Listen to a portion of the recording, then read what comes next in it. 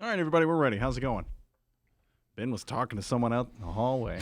Like, dude, it's showtime. I was talking to the great Lee Bay, all right? Lee Bay, editorial writer for the Chicago Sun-Times. We had an interview with him, right? Yes, indeed. We had an interview with the great Lee Bay, and so he writes editorials for the Sun-Times. We bumped in. We started talking movies. I need you to bring the A game today, pal, sorry, all right? Man. Yeah, no, you can download that interview at both Chicago Sun-Times and Chicago Reader websites or wherever else you download your favorite podcast. And it is a great interview. Lee Bay talks about his love for Chicago architecture, the book he just wrote on the subject, and all kinds of other interesting things. The great Lee Bay. All right, if you're listening on the YouTube live stream chat, weigh in. Let us know that you can hear us loud and clear. I'll go ahead and start the show off. The Ben Joravsky Show, for-year Wednesday, December 11th, is just moments away. But before we get into that, we need to thank the following unions for jumping on board and sponsoring our program. Ben, have your song ready. The International Association of Machinists and Aerospace Workers, Local 126 in District 8, sponsor this program. The International Brotherhood of Electrical Workers, Local 9, sponsor this program. And also, the International Union of Operating Engineers, Local 150. All of you unions are awesome. You're incredible. And, of course, today's show is brought to you by our good friends at the Chicago Federation of Labor. The Ben Joravsky Show. Song of the day, please. Oh. Good God. Wait. I forgot. Song of the day, I've been really loving Stevie Wonder. I've been listening to him while I do the dishes, so... Mary wants to be a superwoman. That's an old Stevie Wonder song. Way before you were born, D. But is that really in her mind? Is it mind or head? Oh, well, I don't know. Anyway, that's the song of the day. Da-da-da-da-da, da-da-da. Fare thee well, I believe I love you. Once again, needing the A game today, pal. I'm hearing a lot of B-, C+ game. Oh, come on, man. You try singing Stevie Wonder. The Ben Joravsky Show starts now.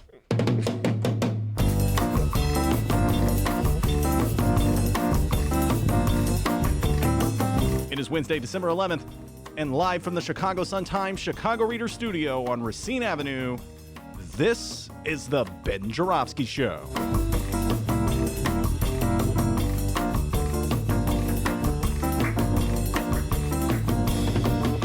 Please stop clapping. Today on the program, it's another Monroe midweek with legendary Chicago journalist Monroe Anderson.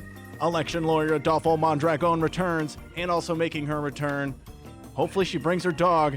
Everyone loves her dog. It's Doris Davenport. And now your host, never brings a dog. Chicago Raider columnist Ben Joravsky. Hello, everybody. Ben Joravsky here. We're calling this Reconsideration Wednesday. And here's why. So as everybody knows, I spent the last, 8-9 years advocating for the legalization of reefer. Yes, now it's upon us, almost upon us, January 1st. It's going to be legal.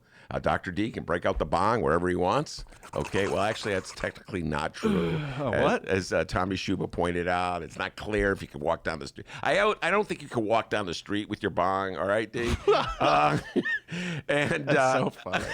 Just waiting for the bus, just ripping, pulling tubes, waiting for the bus. Got my bong out. Just allow me to sit on the bus and smoke my bong. Woo. Nope, got a whole.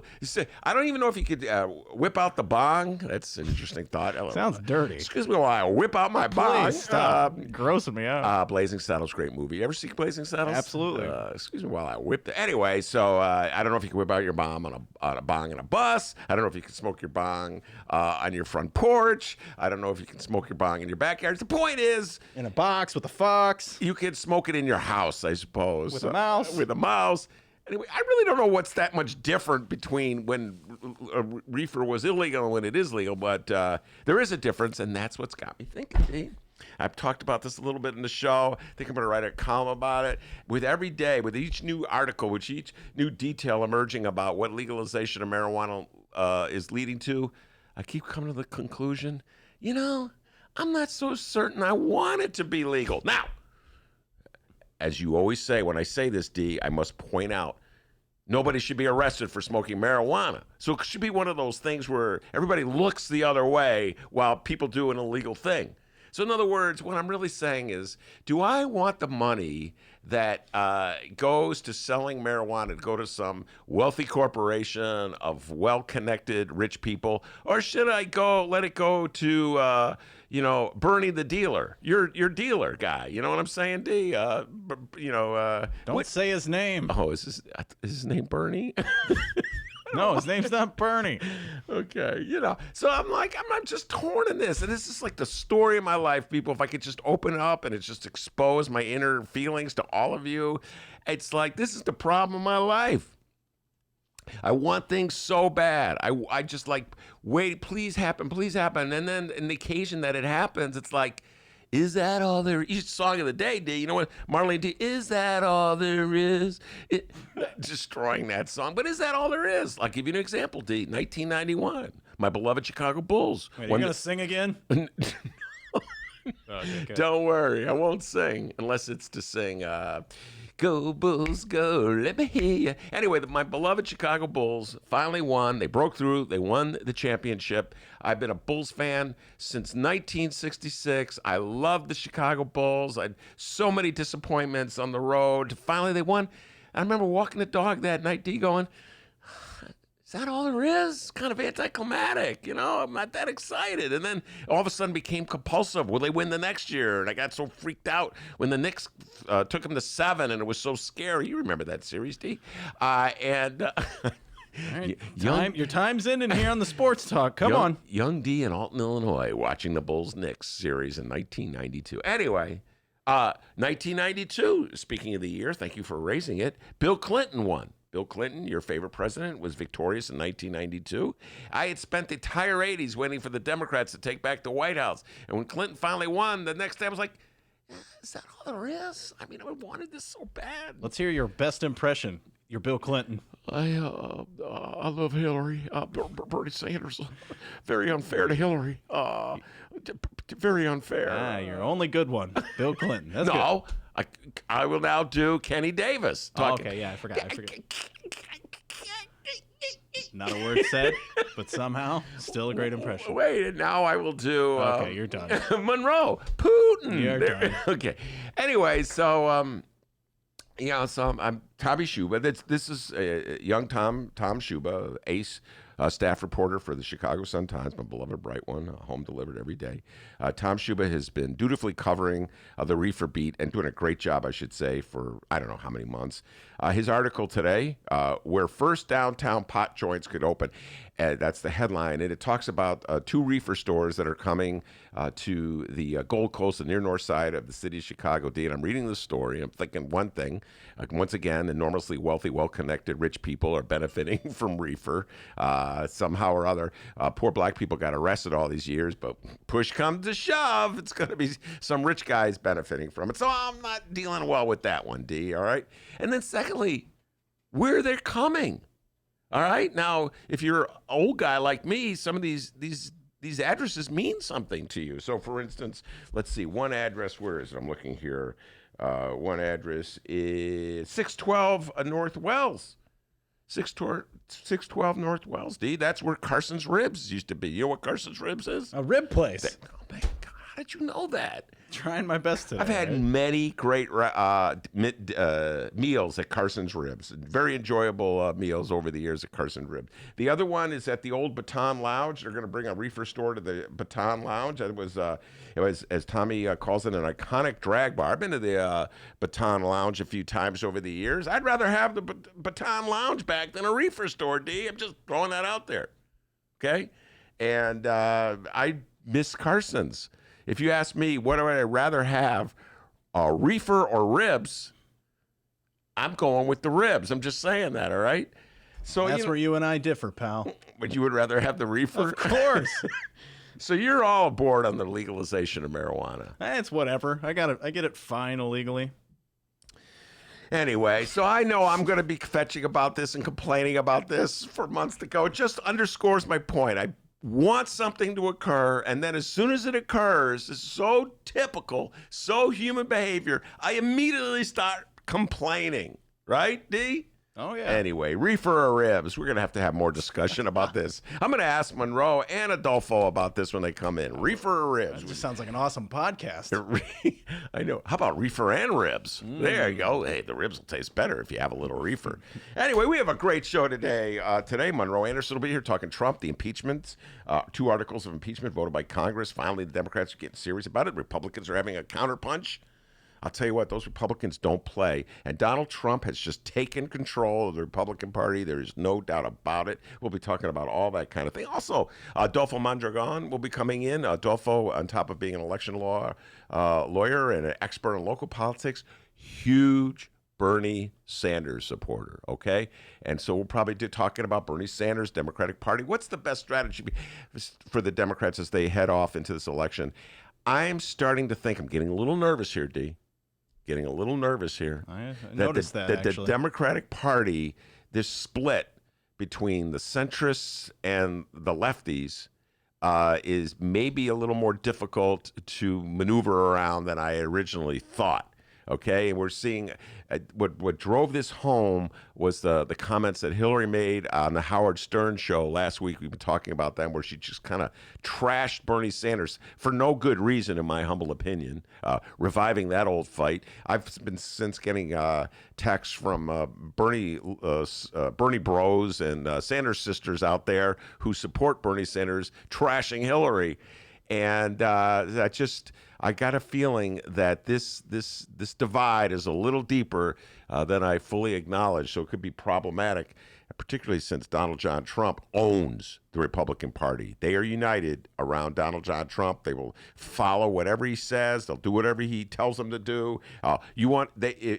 If he feels compelled to trash John McCain, they'll go trash John McCain as well. If he says that absolutely nothing happened and it's a witch hunt, they'll say nothing happened with Ukraine and it's just a witch hunt. And it's down the line from top to bottom. So they're united behind Donald John Trump. The Democrats seem to be more into fighting each other. So we'll be talking. No collusion. Yeah. Thank you for that one.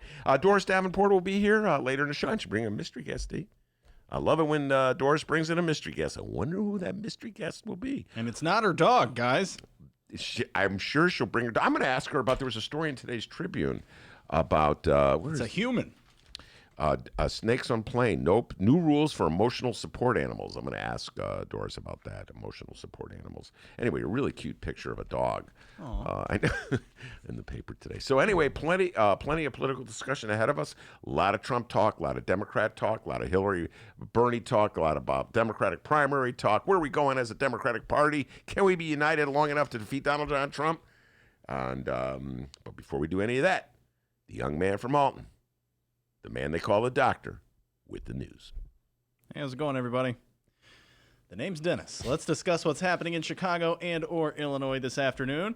Our Illinois governor is looking ahead to 2020. What are his plans? What legislation will he sign? Will there be a 2020 State Fair butter cow? It's the butter cow, which has 9 hearts to represent the 9 essential nutrients in milk.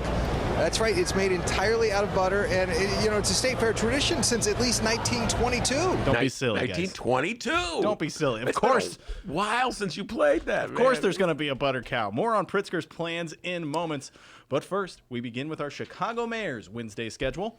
Mayor Lori Lightfoot began her day offering remarks for the Cook County Assessor's Office's Market Analyst Day.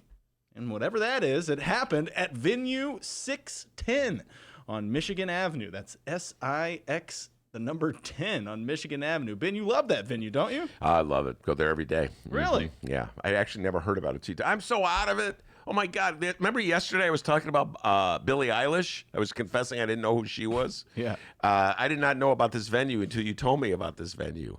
So I'm just, open and honesty today. I don't know. It's not working to my advantage. I'm openly admitting that I'm very uncertain about the legalization of marijuana, though nobody should be arrested for it. And now I got to confess I've never heard of venue. What is it called? 610? 610, SIX 10. Yeah, it's on Michigan Avenue, correct? Yeah. Yeah, that is correct. I used to work out of a building right next to it. Isn't that, So, Okay. yeah, but there was no 610. It was a different city back in the early 80s than it is today. You say you're being honest today. Any other confessions you'd like to make right now? No. As the one unravels, I will make other confessions. Not really feeling Mayor Pete. There's a confession. There you go. Okay? I mean, I would vote for Mayor Pete over Donald John Trump. Just not feeling Mayor Pete, okay? I know you're going to do a Lori Lightfoot thing. I've been feeling really good about Lori Lightfoot ever since you challenged Mayor Pete. So what's the latest on Lori Lightfoot? Well, let me do the news, Ben. Now, that's not all the mayor has going on today. According to the Joffrey Ballet, and I don't see why they'd lie about this, Mayor Lori Lightfoot will also address more than 2,500 students from 30-plus schools at the student matinee production of the Nutcracker. Ben, 'tis the season. Your thoughts on the Nutcracker? Love Is it the in your Nutcracker. top 5 all-time ballets? Yeah, it's number 1. Mm-hmm. Really? Yeah. What's number 2? The Nutcracker. How about 3, 4, and 5? The Nutcracker. I'm not really into ballet, ladies and gentlemen. I should probably, you know what? It's never too late. So I maybe I'm just trying opera for the last couple of years, as you know.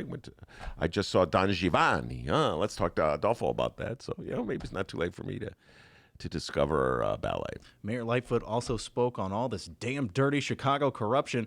Lightfoot said Tuesday that she plans to call Commonwealth Edison on the carpet for the Springfield lobbying scandal and ask the utility to join the city in ending shutoffs before Chicago will even consider renewing its franchise agreement. I'm with her 100%. I'm feeling Lori Lightfoot these days, all right, D? First of all, she held Mayor Pete's feet to the fire on that non-disclosure agreement that he said was preventing him from revealing what he was up to when he was working for McKinsey back in the day. And now she's taking advantage of a scandal, political scandal, that has been slowly emerging to the public's awareness, having to do with Commonwealth Edison and Michael Joseph Madigan and Marty Sandoval and who else? Who knows who else? Because you know how these scandals develop. There's like leaks to the newspaper. You have bits and pieces of the story. You don't have the full story. But it's slowly emerging that somebody was up to something no good.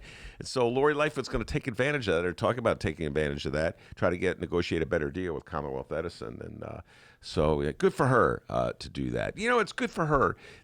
There's so much of the big scandals in the city of Chicago just get ignored and buried. And so it's nice to know that, they're taking a look at the big time operators and by the way, I'm getting a weird phone call. That's really weird. Oh, awesome. Glad you shared that with all of us. Yeah, just take that. You're not going to take it? No, I'm not going to take it. All right. Well, I'm sure the mayor will come up again in discussions at some point today, so stay tuned for more. We're now moving on to the Illinois governor, J.B. Pritzker. Today, the governor is on a bit of a mini victory tour. He visited 1871 in Merchandise Mart to celebrate 1871's designation as the top private business incubator in the world. And he's celebrating because, well, he founded 1871. Wait a minute, in the world? In the world. Who said that? It's according to Illinois Politico and Shia Kapos. Oh, but she didn't cite who cited it as the number one. Yeah, I don't know. I just saw an article in the New York Times, I think it was, where Chicago was not even in the top 10 for tech centers in the country. I don't know if you saw that article, but they listed all the cities in the country that were in the top 10. The top 10, which had the fastest growing tech economies, and Chicago was not in that done. So I'm a little dubious about that distinction. But that could just be me, D. Remember, I'm just not seeing the good news. Like they're legalizing marijuana, and I'm dubious about that. Maybe that's just where I'm at today. But I'm a little doubtful about being number one in the world. In the world. That's a big world. So I don't know. Pritzker will then join Cook County State's Attorney Kim Foxx for a media availability after Foxx files motions to vacate low-level cannabis convictions. He's got to be there for the photo op, you know what I mean? Get that reefer rub. Well, listen, this is the good side of legalizing marijuana. They're finally going to vacate some of these convictions that should never have happened in the first place. I think it's pretty obvious that the war on drugs was a colossal failure. It was hypocritical. It was unfairly enforced. Like I said, it was legal for one group of people and illegal for another group of people. Lots of money, lots of lives, lots of neighborhoods, lots of communities wasted in the years of this war. So it's good to see that we're moving away from the so-called phony war on drugs, and so good for that. You know what I'm saying? And so yes, J.B. Pritzker was the governor when the law was passed legalizing reefer. He signed the bill. He used his political clout to help push it through. So he deserves to take the victory lap. So that's what's on Pritzker's Wednesday schedule. I don't know if you're out and about in Chicago. Maybe he'll stop by a neighborhood near you. Who knows? But with 2020 on the horizon, Pritzker's rookie year as a governor is coming to a close. On Tuesday's show, we heard Chicago Mayor Lori Lightfoot's, quote, next big thing. It was her 10-year plan to grow Chicago's economy. Ben, what were your thoughts on that again? I learned a lot about logistics industry. Remember, we were talking about the logistics industry yesterday and how that's the key to the future of the city of Chicago. I read a little further about her plans. There's a couple articles in the Sun-Times about the plans about growing Chicago, and the key for the city of Chicago, as she laid it out, was to somehow or other get more people to come back to Chicago. Our population used to be over 3 million. It's now roughly around 2.7 million or something like that. It's fallen. And the significant number of people who've left the city of Chicago over the last 10 years or 20 years have been black people. And there was a great column by Ed Zadi in today's Sun-Times that laid it out, and he put it in one sentence. Essentially, black people don't see a future for themselves in the city of Chicago. So the real challenge is somehow or other to use our economic development dollars, to use the federal assistance that we get to create an economy in the city of Chicago and create a culture in the city of Chicago that encourages all people to feel at home here. And that has not, the city has never really been able to do that over the last 40 years. It's either white people leaving or black people leaving. And so that's a great challenge that Lori Lightfoot is facing. I'm not quite sure promoting the logistics industry is going to do that, but I wish her all the best. So, yeah, Lightfoot announced that. So it only makes sense for reporters to now ask, hey, Pritzker, what do you have in store for the future? The following comes from the Chicago Sun-Times and one Tina Spondelez. Hoping for another productive legislative session, Governor J.B. Pritzker on Tuesday vowed to tackle pensions, early childhood education, criminal justice reform, and health care next year, as well as the elusive Chicago casino. The governor fielded questions on his legislative agenda at the Leuna Training Center on Chicago's West Side Tuesday. Pritzker now has a new 2020 wish list, which includes the long-sought casino, additional pension reform, and the expansion of early childhood education. We have quotes from the governor. Quote, Criminal justice reform is an area that I've already done a lot on in the spring session last year, but now I think we'll be revisiting some of the issues that came up over the last few years that never got passed. He goes on to say, quote, I'm also very focused on making sure that we're expanding opportunities for working families to get ahead of, I've talked a lot about lowering the cost of health care, lowering the cost of child care, lowering the cost of education so that we can raise the standard of living in people who are working in our state. And as far as that Chicago casino, here's the quote from Pritzker, quote, I'm very hopeful that in the session of the legislature that is coming up starting in January that we will begin to put together a bill and get it passed. Ben Joravsky, how are we feeling about Pritzker these days? Good, bad, indifferent? And do you see any obstacles ahead in 2020 for our soon-to-be sophomore governor? Well, first of all, I give him good grades for the start, so I feel pretty good about the first few months. He achieved most of his goals, but like we've been pointing out, the challenges are still there, and some of the goals that we thought he achieved, it turns out he hasn't completely achieved. And like, for instance, the casino bill. We've been talking a lot about this.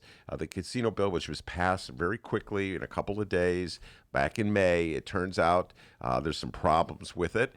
Apparently, they can't find anybody in the city. I really have a hard time believing this. They can't find an operator who thinks it's worthwhile to run a casino in the city of Chicago. So they're going back to ask for less money for the city and the state and more money for the operator of the casino. And that's going to be a contentious debate. Like, who's going to give up what? Will the city give up more of the money? Will the state give up more of the money so that the private operator can get more money? I don't know if that's right. Maybe the city should run the casino itself instead of bringing in a private operator. I would have thought that there was enough money from a casino in the city of Chicago, which is probably going to be the premier casino in the state of Illinois and in the area. You would want to come to the city of Chicago as opposed to, let's say, Hammond or Aurora or some surrounding area. So I would think that the casino in Chicago would have the greatest draw. But they're already trying to cut in more money for the operator. So I'm a little concerned about that. The whole point of having the casino is to raise money to pay for our governmental obligations. If we're going to give more money off the top to the operator, why even have a casino? Because it's really a very regressive form of taxation. So I'm watching that. The pension watch, I don't know. Whenever they say pension reform, that generally means somebody's going to lose money, probably the pensioners. So we got to keep our eye on that one. Our early childhood education, how could you be against that? That's very important. But again, how are you going to finance it? So it's great to have a list of things you want to accomplish. The devil is in the details. All right, and finally, one more J.B. Pritzker story here. And in case you forgot, J.B. Pritzker is really rich, guys, and here's proof. According to the Illinois political bulldogs over at Illinois Politico and One Chia Campos, Pritzker just pumped $5 million into his brilliantly titled Vote Yes for Fairness Committee. What are you going to do, vote no on fairness? This is a committee pressing a graduated income tax amendment to the Illinois Constitution. The proposed constitutional amendment to allow Illinois to impose a non-flat income tax will be on the ballot in the 2020 general election. It requires 60% voter approval, and with $5 million more dollars in the kitty, and with the track record of Governor Pritzker's gubernatorial campaign, I think you all know what's coming soon to a television or a computer screen near you. False, nonsensical, completely incorrect. That's what newspapers call the attacks against the fair tax. Don't you think voters should get to decide whether to change Illinois' tax system? Oh, God, fair tax political ads. They can't defeat the plan on its merits, so they're trying to jump it on the low road. A yes vote by the legislature will put the fair tax on the ballot. If the General Assembly gives the green light, we're all going to have a say at the polls next November. Tell your representative, Let's make our tax system fair. we deserve a vote. This is fair and necessary. How excited are you? Oh, well, I'm a big supporter of the Fair Tax Initiative, and this is perhaps, you talked about the challenges that J.B. Pritzker is facing in the coming year. This is probably the biggest challenge that he faces. He campaigned on a fair tax. He's been endorsing it ever since he was sworn in as governor. And essentially, right now, just to remind everybody of the issue, we have a flat tax, a flat income tax in the state of Illinois. Absolutely everybody pays at the same rate, regardless of how wealthy they are or how poor they are. And what J.B. Pritzker and the Democrats have been proposing is to change the Constitution, amend the Constitution so that wealthier people pay a greater percentage of their income for state income taxes and to help finance government. And so automatically, from the get-go, there has been a very well-funded and very well-organized opposition to this, largely representing the well-to-do in the state who don't want to pay more money, would rather see government get cut than have to the wealthiest people in the state of Illinois pay more. And it's going to be a really difficult amendment to pass because you're going to need, as Dennis said, 60% of the vote. You're going to ask 60% of the electorate to vote for raising taxes. Even if the taxes won't hit them hardest, there's still a strong people hate taxes, D. They hate paying taxes. For all my talk about how much I support government, whenever I get that property tax bill, you know what's funny? And I can always divide people. It's interesting there's the people in the city of Chicago who have never seen a property tax bill and don't quite understand what it means when you get that property tax bill. And then there's the people who own a house and know what it means to get like a 20% increase from one year to the next in your property taxes. So there is just a general opposition to taxes.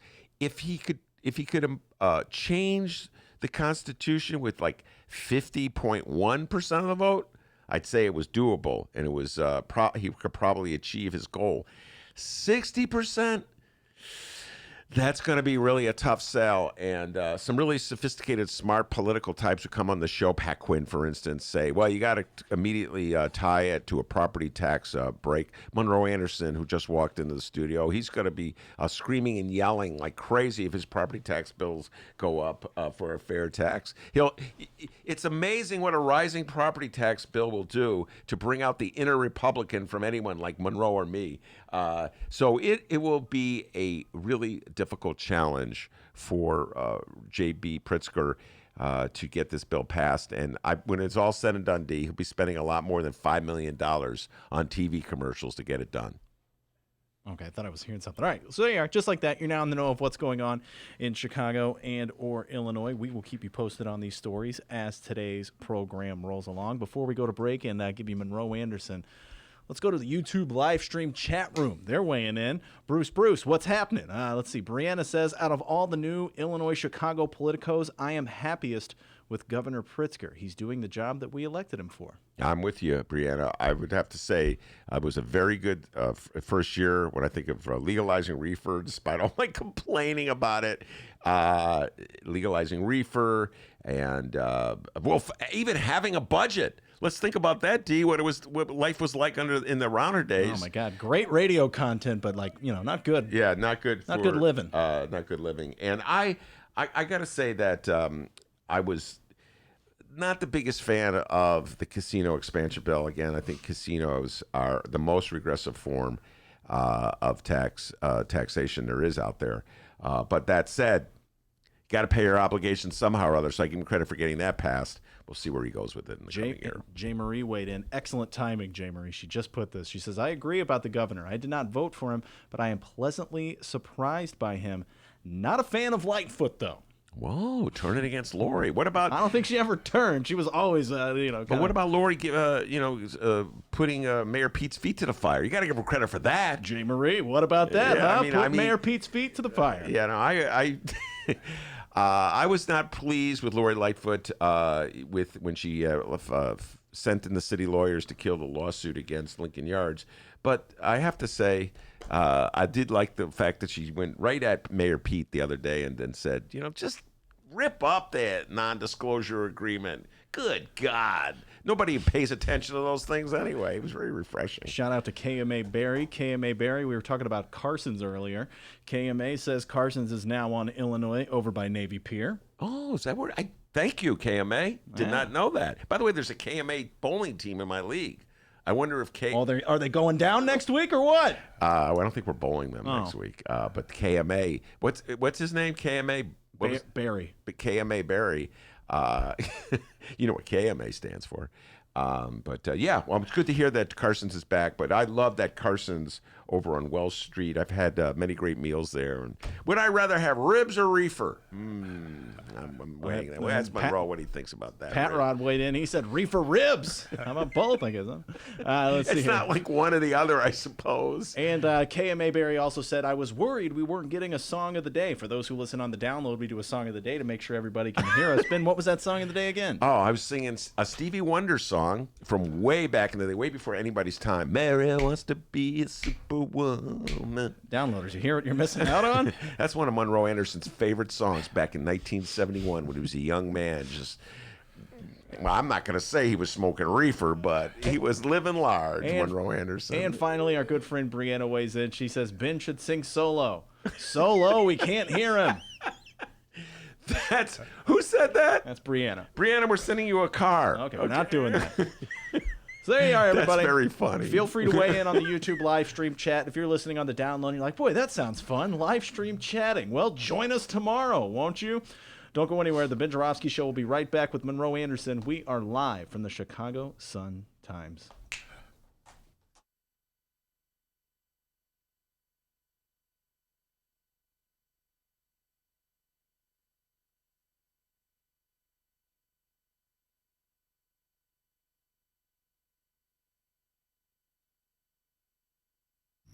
The Ben Joravsky Show is supported by Northwestern University's part-time master's program in literature and liberal studies. Students learn from dynamic and diverse faculty as they build advanced skills for critical analysis, writing, and research. Evening classes are held on Northwestern's Evanston and Chicago campuses. The spring quarter application deadline is January 15th. Learn more at sps.northwestern.edu/masters.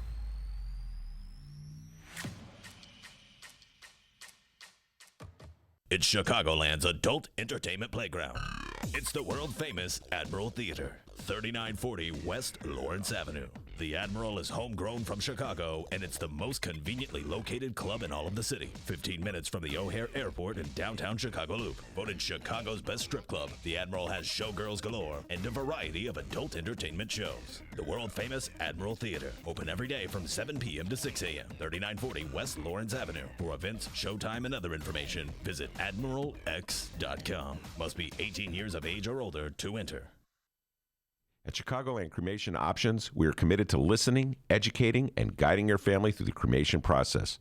Whether it is time of death or when planning your wishes for the future, Chicagoland Cremation Options can accommodate you at an affordable price and with great dignity. Avoid funeral home costs with direct access to a crematory for a cremation. Chicagoland Cremation Options, just south of O'Hare, 5 minutes west of Chicago. It's a family-owned business and operated by my good friend, Douglas Klein. Visit it at ChicagolandCremationOptions.com. One more time, ChicagolandCremationOptions.com.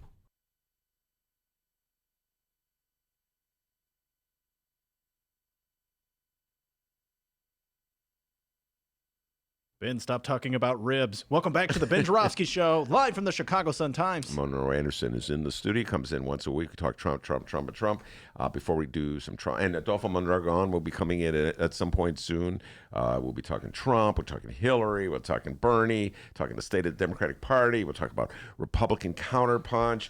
We're going to talk about Afghanistan and the lies our government tells us to drum up support for wars that we probably shouldn't be in. We'll talk about all those things, but before we do any of that, I need to know, Monroe. I have a confession to make. One of my regular confessions here. I'm never happy with anything. Okay. Yeah. I spent all these years advocating for the legalization of marijuana, and now that it's legal, it's not legal for 2 weeks. Okay. 2.5. All right. Okay. Asterisk on it. Now it's about to be legal.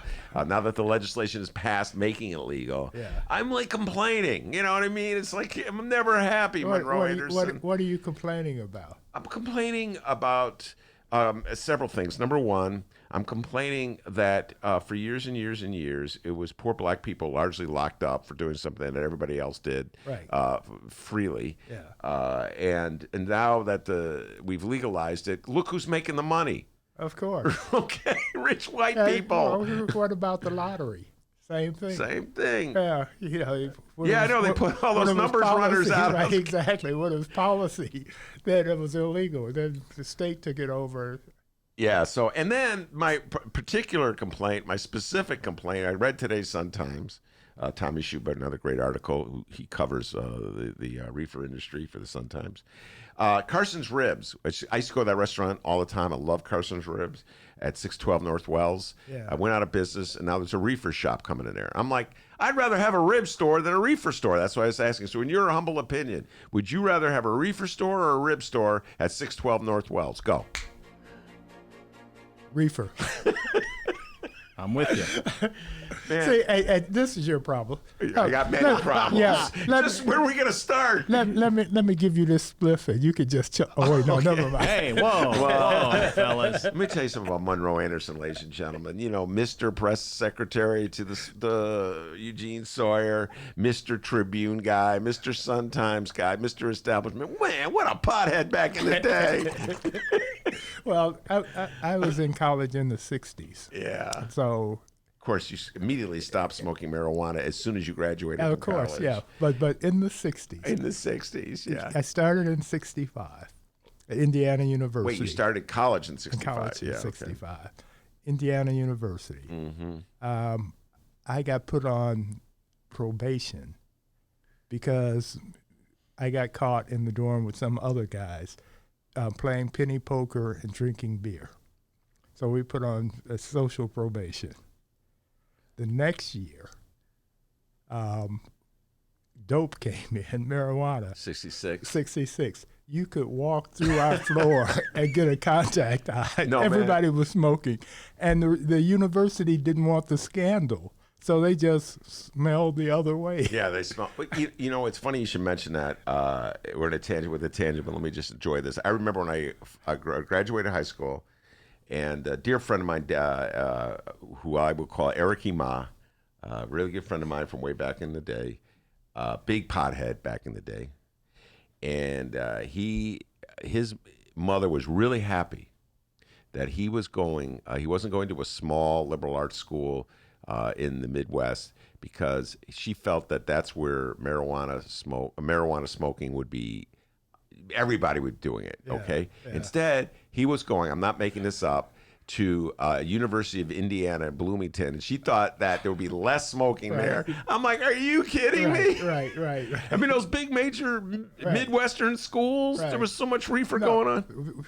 Before, in my freshman year, I had been raised that if you just took one hit off a joint, Yeah. you'd be a drug addict. You'd be on heroin Yeah. in no time flat.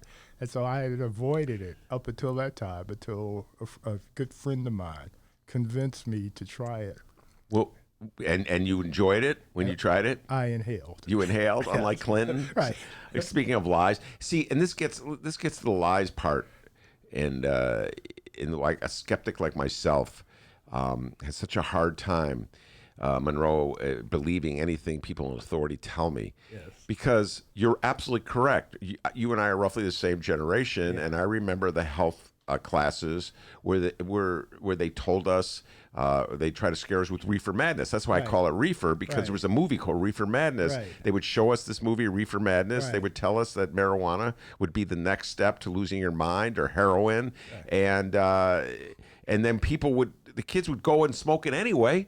You're not going to deter a kid from doing something. If you tell a kid, don't do this, that's basically saying, do this. Right. And they go try it, and it's not like what they're told, Right. so they don't believe government at all Right, anymore. Exactly. No, and that's what was happening back then. And Lee Daniels, the producer, is making a movie about Billie Holiday, and the name of the movie is U.S. versus Billie Holiday. It's about how they targeted her. Is that right? Yeah. I missed that. I Yeah. didn't. He's making the movie right now. Yeah, Who's going to he's play finishing Billie it up. Holiday? Her name is Andra Day. She's a singer. She sang the song Rise. Mm-hmm. Yeah. Wow, And that's she- pretty amazing. Yeah. For 10 trivia points, Yes. who played the original Billie Holiday in Lady Sing the Blues? Oh God! Please, Diana Ross. And who played the piano man, the piano player in that movie? One Richard Pryor. And who played her love interest? One Billy D. Williams. 3 for 3. Who's now, I don't know if you followed this, is finding his inner Yeah, feminine right. voice. Have Yeah, you seen right. that? Exactly. His hormones are fighting it out or something. Yeah, Billy D. Williams. Yeah, but very good. Give Monroe credit, man. He answered Well, all three of those no, correctly. I was at Ebony at the time. Oh, that would be huge. And yes. we had a screening room. So I saw it before most people in the JPC screening room. By the way, I bumped into this gentleman in the hallway. I have to give him a shout out before we go in to follow up on what I was asking you about.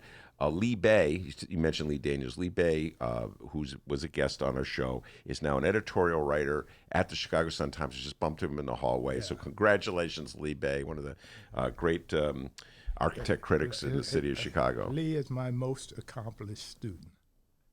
Did I know this, that you taught him? Did you tell me this and I forgot this because of all the marijuana I smoked? Yeah, right, exactly. All right, now let's get into lying by our government. And I was talking about the lying that they did, which is relatively benign. I put it relative about drugs and the impact that drugs will have on you, which is unrealistic. It did not have the impact that they said it was going to have. So they, in their attempt to discourage people from smoking marijuana, they undercut their own credibility. Okay, I've written about this, and you have to forgive me for forgetting the gentleman's name. He wasn't really a gentleman, but anyway, when J. Edgar Hoover was busting all the alcohol salesmen, the gin runners and what have you. You know, you have these press conferences basically with the Axis and what have you, where they're busting open the kegs. He was getting all this publicity. And there was this guy who also was in the FBI who was jealous of the publicity that J. Edgar Hoover was getting. So he managed to get marijuana criminalized. Before then, it wasn't criminalized at all. Nobody thought about it because basically only Mexicans and black musicians smoked it. And so he made it into an illegal drug, thinking that he'd get the publicity by fighting the smokers that J. Edgar Hoover was getting for fighting the bootleggers. And that's how it became illegal.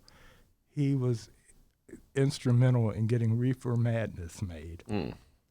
And so that's how. So again, it's more lies our government tells us. Exactly. And it really undercuts it, like at a moment like this.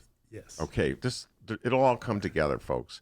So at a moment like this, where we Trump lies 79 times a day. Okay, Trump is a compulsive liar. Yes. We all know that. Yes. You can't believe anything Trump says. It is possible that something he says may be true, but that's just because it fit his need at that very moment. So he slipped up. Or he slipped up. So you can't take anything he says seriously. Right. So and the reason this is important is because it comes moments when the people of the United States have to decide who is telling the truth. And so in this case, like, let's just take one of the things we've been talking about a lot. Who hacked those Democratic computers? We're going to be talking about this later when Adolfo comes in. It was a key, pivotal moment in the 2016 presidential election. On the eve of the Democratic convention, somebody hacked Democratic computers and exposed all the inner emails that showed that the leaders of the Democratic Party were conspiring among themselves to undercut Bernie and help Hillary. And these emails were released at the very time the Democrats were coming together. It undercut Democrats' calls for unity. The Democrats have been fighting ever since. 4 years later, basically, Monroe Anderson, these splits are still very much alive. Yeah. So, and just coincidentally, that information came out the day that the grab them by the. Oh, that was the second release. There was two releases. Yeah. Yes, I'm talking about the release of emails on the eve of the Democratic Convention in July of 2016. You're talking about the John Podesta Yes. dive Yeah. that occurred, that was dropped in October of 2016, just as Donald Trump was in trouble because the videotape was released where he was bragging about grabbing women by the private parts. Yeah. So, yeah, there were two drops, essentially. Now, the first drop, it's clear, all the intelligence agencies have said it was Russian hackers. Right. The Republicans, including your favorite Republican, Ted Cruz, are now going around saying it was Ukrainian hackers. They're just making stuff up as they go along, Yeah, Monroe. Lindsey may be becoming my favorite Republican. These Republicans are such... We'll talk about this with Adolfo, man. These guys used to argue against Trump. Now he owns them. He controls them. Right. So, all right. So it's like, I want to believe. You have to say, oh, who do I believe? The intelligence agencies or Donald Trump? I'm going to believe the intelligence agencies. Then we get reports like... I remember when I used to not believe the intelligence agency. There you go. But now I do, because their lies are so insignificant compared to Trump's. Well, I don't know about that. You were talking about the report that just came out about... do we call them lies that were drummed up about the war in Afghanistan? That's the military, not the intelligence agency. Well, okay. Now you're drawing distinctions. Right. I know. I mean, most ordinary Americans... To quote a great radio station, facts matter. Wow, what was that? Facts matter. That's the one that fired him, remember? Oh, yeah. Oh, yeah. I forgot, D. Thanks for the memory. WCPT 820. They fired you. Yeah, they did fire me. Yeah. Yes, facts didn't matter when they fired me, though. Suddenly, facts didn't matter so much. Just get rid of the guy right now, and we'll make up some stuff as to why we did it. Okay. So, again, coming back to it, government does no justice for anybody when they make the decision, in the case of the war in Afghanistan, to present a version of the truth that's not the truth. Right. And it just undercuts their credibility. Except this is, people talk about this like this is some modern construction. The United States of America was founded on lies. All men are created equal except for the slaves that we own. You're right. The Trail of Tears with Trump's favorite, President Jackson. Mm-hmm. I mean, we have had, and the treaties they broke with the Indians. This country goes in and out of the truth whenever and whoever's in charge. So Monroe Anderson, when you use all the tricks of the trade of journalism that you learned, that you studied when you weren't smoking reefer at the University of Indiana, that you practiced when you weren't getting beat up by the cops at the city of Chicago. How do you know when the government is telling the truth? Like, if you can't believe, if you work from the assumption that there's a good chance your government is lying to you, and every single government we've had has lied to us at some point or another, including Clinton and Obama. Yes. As much as I hate to say, I voted for both of them, Monroe. My hands are dirty with both of them. I voted against Reagan. I voted against Reagan. He lied. Yeah. So I voted for those that lied to us and those that lied for us. So how do you know? What do you know? What's the instinct in you that protects you, and helps you, give you a sense of what is the truth? I'm a cynical journalist, so I'm always on skeptical until I can figure out what's going on. For example, when I first moved to Chicago back in 1972, I was purged from the voting rolls when I was going to vote against Daley. So I had to go downtown. Old Man Daley. Yeah, Old Man Daley, the Daley one. I had to go downtown, take off from work, go downtown, and prove that I lived where I lived before I could vote. And I knew that was Daley controlling the votes. I lived in Prairie Shore at the time, and the people living there, I strongly suspect, weren't as vulnerable to the machine as people who lived elsewhere. Pretty sure in the near South Loop. Yeah. And so, in other words, they kicked you off the rolls because they thought you were going to vote against Daley? Right. And they were right.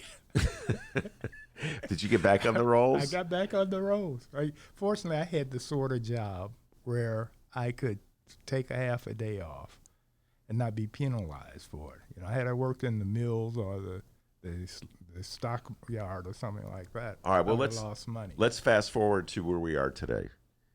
And you and I have been talking for over 2 years about Donald Trump, his lies, Yes. his crimes, his Yes. misdemeanors, his felonies, Right. his attempt to subvert. We're still waiting on him to shoot somebody on Fifth Avenue. He says he can get away with Exactly. it. So what gives you the assurance that his version of the truth is wrong and the FBI and the other intelligence agencies' version of the truth is right? Because Trump commits crimes on TV in front of millions of folks. He called for. He's saying that this is a hoax. This whole business with the Ukraine and his soliciting foreign countries to help him get reelected. He admitted it on TV. He stood on the White House lawn with the helicopter in the background and asked for China to also participate in investigating Biden. His chief of staff said, "We did it. Get over it." So I mean, with the impeachment articles, the second one about him obstructing Congress is been televised. It's his lawyer sent a letter to Congress saying we're not going to participate in this thing because we think it's a hoax. So I mean, it's a laydown. Although our friends across the aisle, as they like to say to each other, are still going to let him off because You talk in the Senate trial. yeah. They're going to let him off. That's the plan. There were 2 articles of impeachment yesterday, and in neither case, and I don't believe there's one Republican in Congress who supported those articles of impeachment. No. That is a phenomenal sign of strength for Donald Trump in regards to the Republican Party. There is not one member of the Republican Party willing to stand up to Donald Trump. No, this is the problem. You can talk about a Democratic machine in the city of Chicago. Right. At least the Democrats, we always had like 3 or 4 independents who stood up to Daley and Rahm. Yeah. Donald Trump has Jedi mind tricked about 40% of the American voters, and that group is so convinced of every lie he says that he just goes with it. I mean, he just lies. He knows he's lying. It's not even well, should I tell this lie or shall I tell that lie? He says, I'm going to tell them all. And they believe it. When I'm fighting with them on Facebook, sometimes just for fun, I would put on Eminem and Rihanna's I Love the Way You Lie. Yeah. It just put that on as an answer to one of his lies.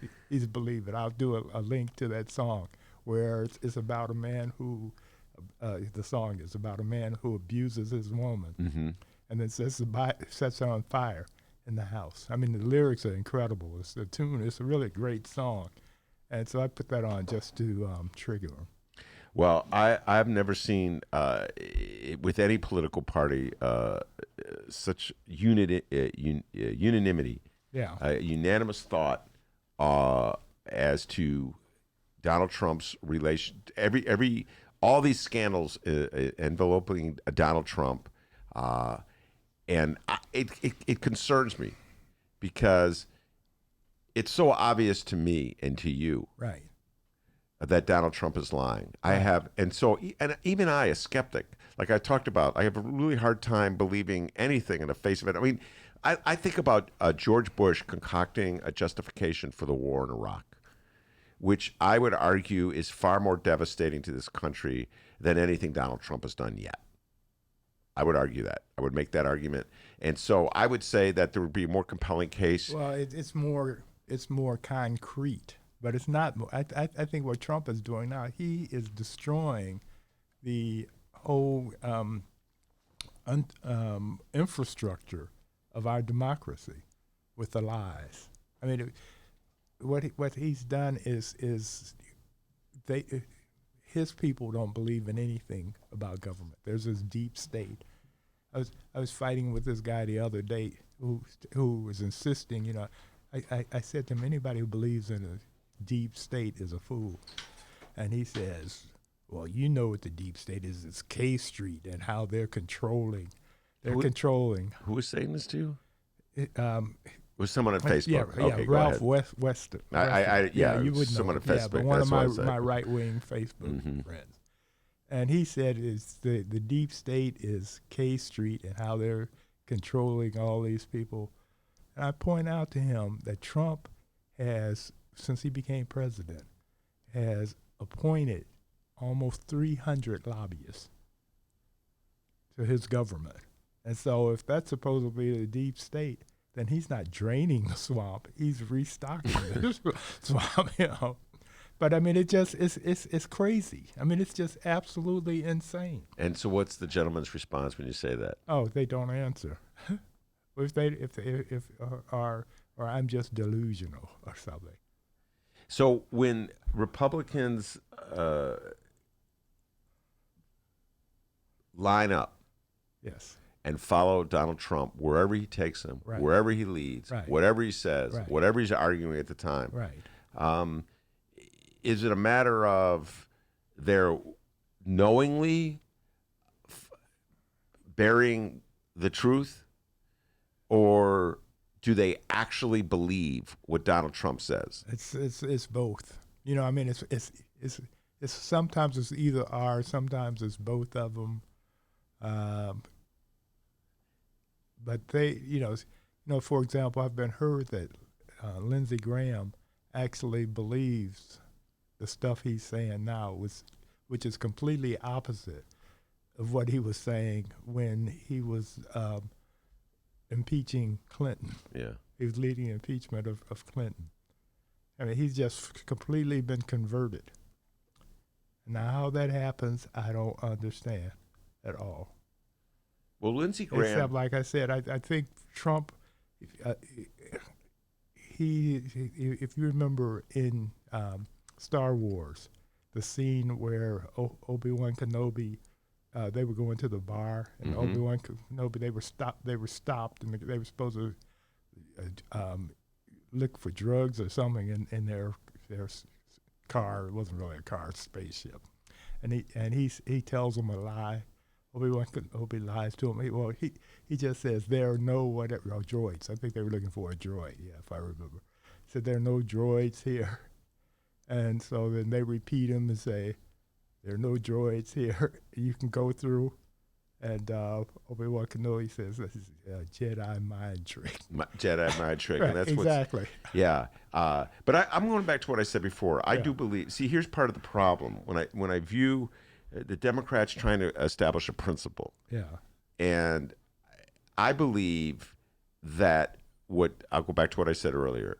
George Bush and his manufacturing a war, or reasons for a war that he didn't have proof for, and getting us now involved. We're now heading into year, 16 or 17? What about LBJ, though, with the Bay of Tonkin? Well, wait, let me just finish. Okay. Now you're just proving my point by going back, but let me just deal with that. Okay. And there was no impeachment effort into what George Bush did, manufacturing reasons for a war. Right. It's led to thousands of people being killed. Right. On all sides, billions of dollars wasted. Right. We're still locked into a war with troops throughout the Middle East. We're still paying the price for that.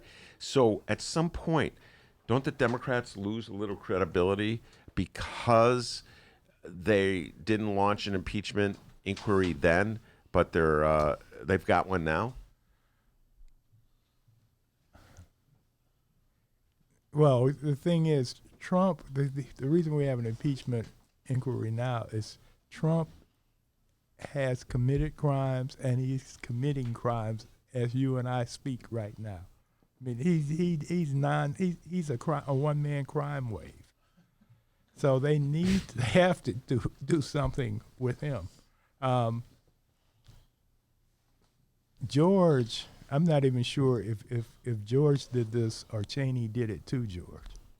Well, either way, there was no investigation. I would have loved to have it. I would love to have now we have investigations of the investigations with Donald John Trump. I would have loved to have a little of that when George Bush was president. Well, we may have that for the future. You know, just as an example, FDR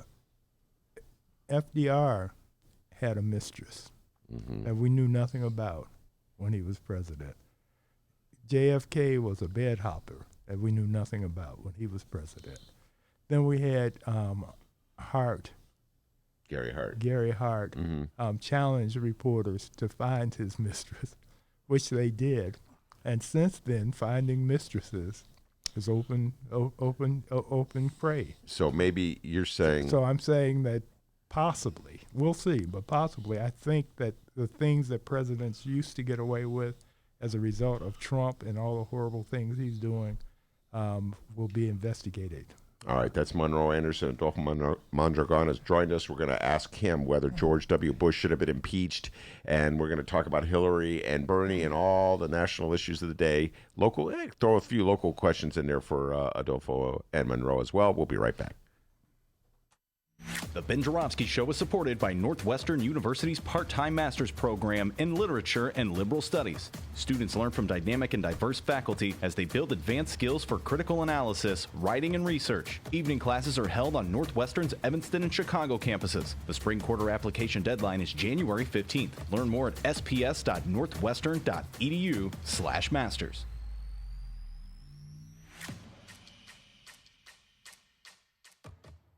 Hey, everybody. What you're about to hear are the piano stylings of Jeff Manuel. Man, listen to Jeff go. Jeff Manuel has been playing piano around Chicago for years. He's played for conventions, for celebrities, played in basement bars with blues bands. He's played at prestigious social clubs, fine restaurants, and in the intimacy of private homes. Book Jeff Manuel at jeffemanuelpianist.com. Don't worry, I'll spell his name at the end of this commercial. You know what Chicago Magazine said? They said that Jeff Manuel is, quote, as comfortable with Chopin as he is with Cole Porter. He's excellent and his performance is joyous. He offers an elegant stream of compositions and interpretations that entertains the mind but won't hurt the ears. To hear more of Jeff Manuel's work and to book Jeff for your next event, go to jeffmanuelpianist.com. I'm going to spell it out for you, people. J-E-F-F. M as in Mary, A, N as in Nancy, UELPIANIST.com. Take it away, Jeff Manuel.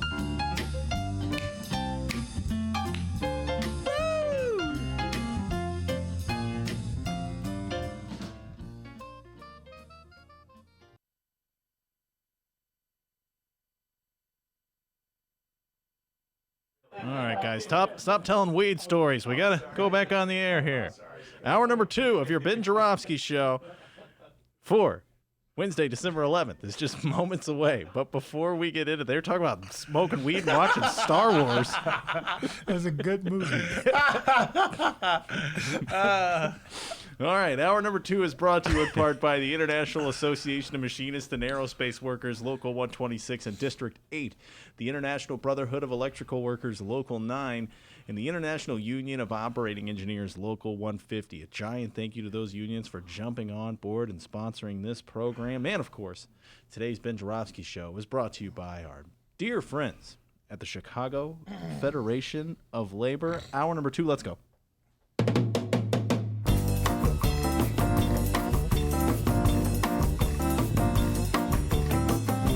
Wednesday, December 11th, and live from the Chicago Sun-Times Chicago Reader Studio on Racine Avenue, this is the Ben Joravsky Show.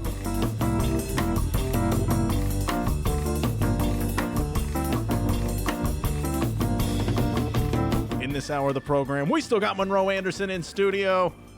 Election lawyer Adolfo Mondragon is back, and we welcome back our dear friend and host of the Doris Davenport Show. I hope she brings her dog, Doris Davenport. And now your host, Chicago Reader columnist, Ben Joravsky. Adolfo in the room, ready to throw a tough question at him. He's primed for his question. Before we do that, get an update for me, young man? Yeah, just a little update here. Not really much going on in the news locally. Kind of a slow news day, I guess you could say. But I'm going to throw something in at you, Ben Joravsky, Adolfo Mondragon, Monroe Anderson. Welcome to the show, by the way, Adolfo. Thank you. Yeah, you're welcome. All right, so quick question, since the holidays around the corner, Ben Joravsky, and since you don't have to. I'm so nervous about the question. Don't be nervous. Habada. It's an easy question. Okay. Let's figure out. I just decided to do this like 5 minutes ago. What is the best Christmas movie? Oh boy, what's that movie? Oh boy, what is that movie? With the kid, he gets the BB gun. Christmas Story. Oh man, come on. Oh, Christmas Story. Home Alone, man. Okay, I gotta just tell you this, Adolfo. Wait, let me. You said the kid, so I was like, let me okay. give my choice first. Yeah. Die Hard. Die Hard. Die Hard's good, man. Die Hard's good. Die Hard. That's been a debate. That's a big debate. Yeah, Is whether Die Hard it's a Christmas movie or not. And it And is. it's set at It's a Christmas. Christmas, It's exactly. a Christmas song. No, It's a Christmas theme. It's just not one of those. And Die 34th Hard Street. 2 is set in Christmas too. Yeah, you know, yeah, so- yeah. Die Hard. It's a Christmas movie. It's awesome. No, I Yeah. saw at Thanksgiving time they were playing Home Alone 3.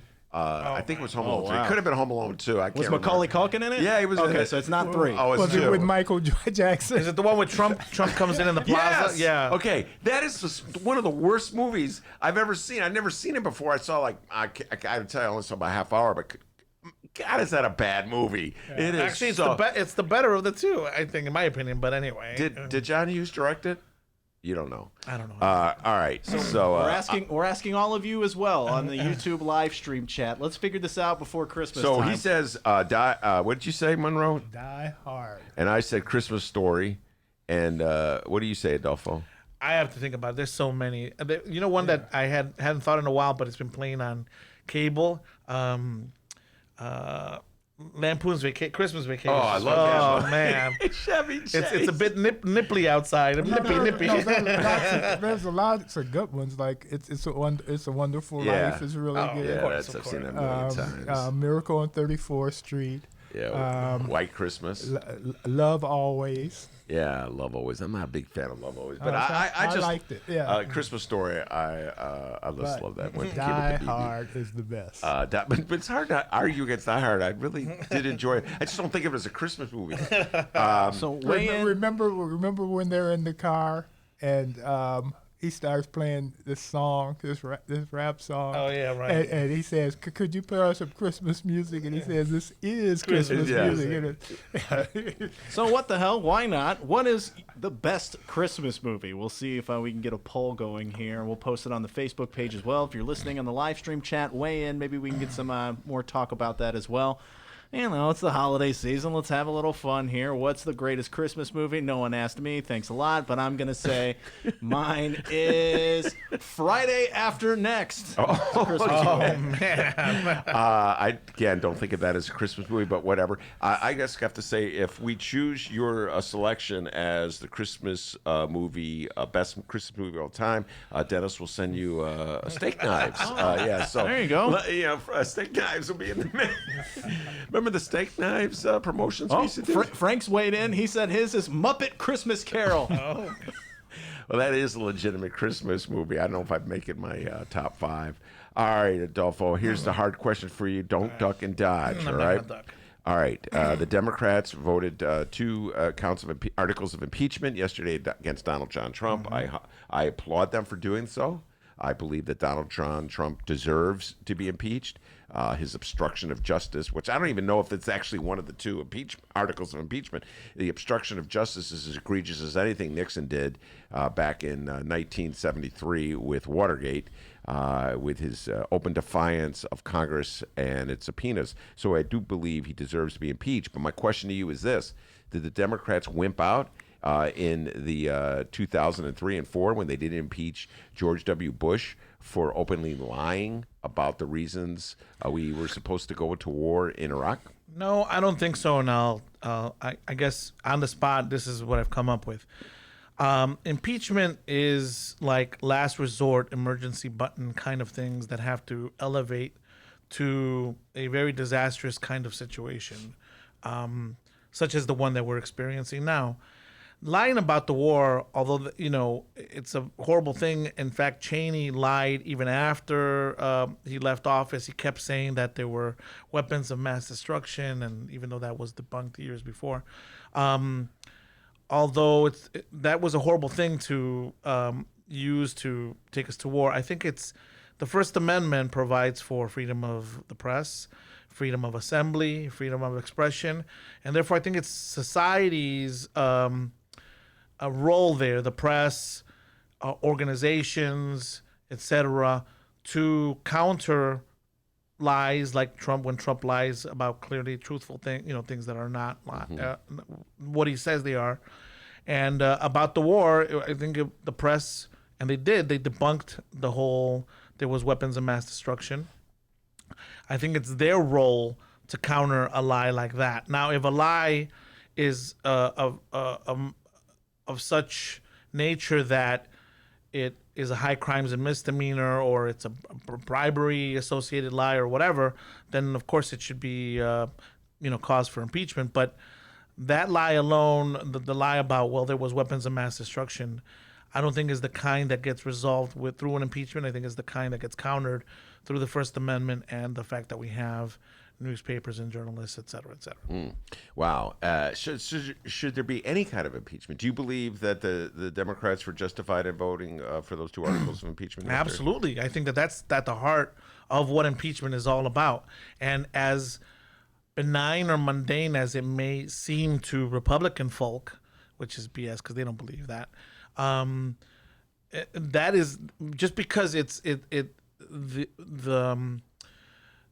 what they're impeaching him for, extorting basically, or taking bribery from Ukraine, although they didn't word it as bribery, they worded it as abuse of power, didn't explode in a manner that, the normal person would think wow, well, that was really egregious. What he did is at the heart of what impeachment is about. Right. And so whether it seems to you small or large or something that you is tangible to you as a normal citizen doesn't matter. What matters is that if we allow this to happen and it sets precedents, it sets horrible precedents that start eroding our system of government. And the founding fathers put impeachment in the Constitution for Donald Trump or somebody like him. Right. I mean, it was put in there. Because they debated it back in 1787. They had this whole debate about whether it should do it. And they said, well, one guy argued, and I forget the characters, but one argued that, well, if we have a bad president, we can get rid of him in an election. And they said, well, if he's a bad president and he's fooling the people, then he won't be gotten rid of. That's why we need a way of getting rid of him if he's out of control. And with this, one of the Republican arguments right now is we're having an election in 11 months. So why impeach him when we can do it? The American people can decide on it. Well, we know that Trump is cheating, has cheated, and will cheat to win the election. Yeah. So why would you keep him around so he could cheat and win again? Right, and part of to debunk that Republican, well, we have an election coming up, is impeachment doesn't say like, well, you can only do it in year 3 or year 4, year 2, year 1. You play a slippery slope argument when you say, well, you could only impeach during the first 2 years. Well, then you say, well, what if the crime is nascent and it hasn't come up till year 3 or year 4? You know, so there is no timeline.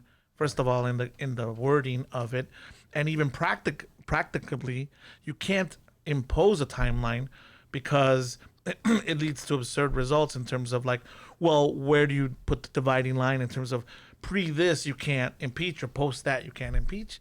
It's stupid. Impeachment by nature is the red button. You know, it's only you break the case only when something like this happens, and you have to, because it doesn't matter about elections. You know, it's in and of itself. It's something that is so dangerous to our system of government that we can't wait for an election. Well, I would argue. I see. Again, I'm for the impeachment investigation, and in general, I welcome any kind of investigation. I like transparency, and I like when you have these types of investigations, truths come out that are concealed, and then you could decide what the truth is. You know what I'm saying? As whether you believe Donald John Trump or whether you believe like the ambassador to the European Union. You know what I'm saying? On a very important piece of a very important issue. But when I think about it, Adolfo, and I go back and look at my lifetime since I started paying attention, I think a very compelling case could be made to impeach Lyndon Baines Johnson. Monroe just pointed out, lied about the Gulf of Tonkin, the whole justification for the war in Vietnam, which killed thousands. And scared the living daylights out of me when I was in college. Did not want to get drafted. Exactly. Okay? Let's just put that impeachment article number 1, scared Monroe into smoking reefer. You could argue that. Richard Nixon, there were impeachment articles drawn up against him, and that ignores his lying with the Vietnam War. And then you go into George W. Bush and his lying. I could even argue that. Well, was it just a matter of you're saying that simply because they lied or because they actively covered it up? I'm saying twofold. It's a great question, challenging me to force me to say what exactly I'm saying. I appreciate that. Twofold. One, in order to gin up support for a war that was unnecessary, they lied. Okay. And there were huge consequences paid by other people for their lies. Right. And sacrifice of ideals. Every president has, from Johnson to Nixon to Bush, has told us there's a compelling reason why people should give up their lives. The greatest sacrifice they can make. There's a compelling national interest at stake. And then it turns out that there are no national interests at stake. So for me, if they actively covered it up so that the press and other people in society couldn't dig up the alternative argument to their lie, then I think that might rise to something impeachable. You're saying it's not an impeachable offense to Just lie. to lie. No, I mean, Trump lies every other second, right? And you're not going to hold him, impeach him to every single lie that he has. But like here, where they actively did things to obstruct, where they actively did things to conceal, that in and of itself, that nefarious activity is what is impeachable. And we have national security at risk as a result of what Trump did in the Ukraine. Well, I would say national security was at risk in each one of these instances where LBJ lied about got us involved with the Vietnam War. Total national security is at risk. Well, we were dropping napalm on brown people. That was okay. I think that's an impeachable offense right there. I know you're being sarcastic when you say that, but I'm struggling with this. And then the alternative is to say nothing's impeachable and that we just leave it up to the elections. But Monroe's point has always been that everything Donald Trump has been doing since he announced his campaign back in 2015 has been intended to win re-election. And if that means cutting deals with this is the other problem. Trump is a white supremacist, a white nationalist. He said he was a nationalist. He left the white off, but he said he was a nationalist. And his agenda has been to keep America white. If you look at his policies, particularly the immigration policies, And so, from my perspective, that's impeachable itself. Well, no, that's just. I mean, he has a right to believe what he believes, right? And Yeah, but to act on it where you separate thousands of children from their mothers. right, and that's for the courts. Then that's the fight. Wait, time out. So do you think that's an impeachable offense? Yes. Separating families at the border is an I impeachable offense? I think the entire white supremacist agenda, dividing Americans, I think that's an impeachable. But ginning up a war where whole families are blown up in Iraq is not an impeachable offense.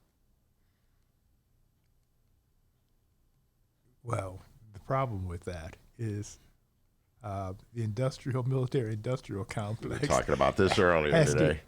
Has to be fed. See, You know, there's one theory on. I mean, one of the defenses for the gun industry is they keep us armed so we can protect ourselves from the rest of the world. I mean, that's been an argument. There's actual merit to some of that argument because historically, you know, countries that produced the ones that won the wars were the ones that produced the better guns, et cetera, blah blah blah. Yeah. So, but anyway, the thing about lies, it's not that the lie in and of itself is always impeachable. It may be in certain circumstances, but to me, I think most of the time, if you're gonna get someone impeached on lies or a lie, it's because of whatever the nefarious activities to cover up that lie, you know, because of that, not because of the lie itself.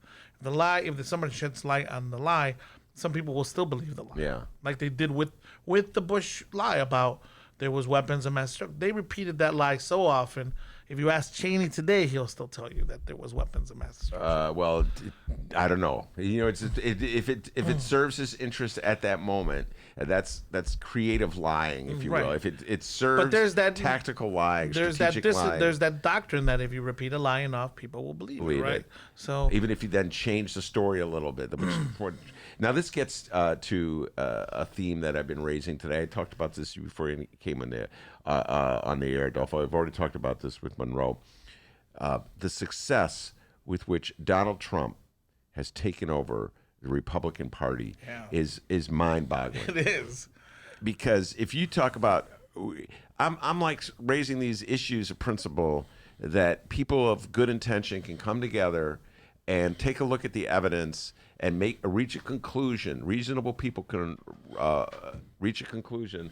What we've set up is a situation where the Republican Party is essentially saying we cannot believe any of the reports that our FBI say on matters dealing with Donald Trump. They've just basically did a 180 on everything that they've ever believed for just so that they could protect this president. I think also an interesting dynamic is look at the way the Democratic Party treats Bernie and how they haven't kowtowed to him, but the Republicans have kowtowed to. And my point is this, that generally institutions like a Democratic Party or a Republican Party that go back hundreds of years have as any institution have a hierarchy, have a culture where, you know, the people in the top, the elite, are the ones who set the rules. It's, you know, top to bottom, not bottom to top usually, although there might be some different dynamics.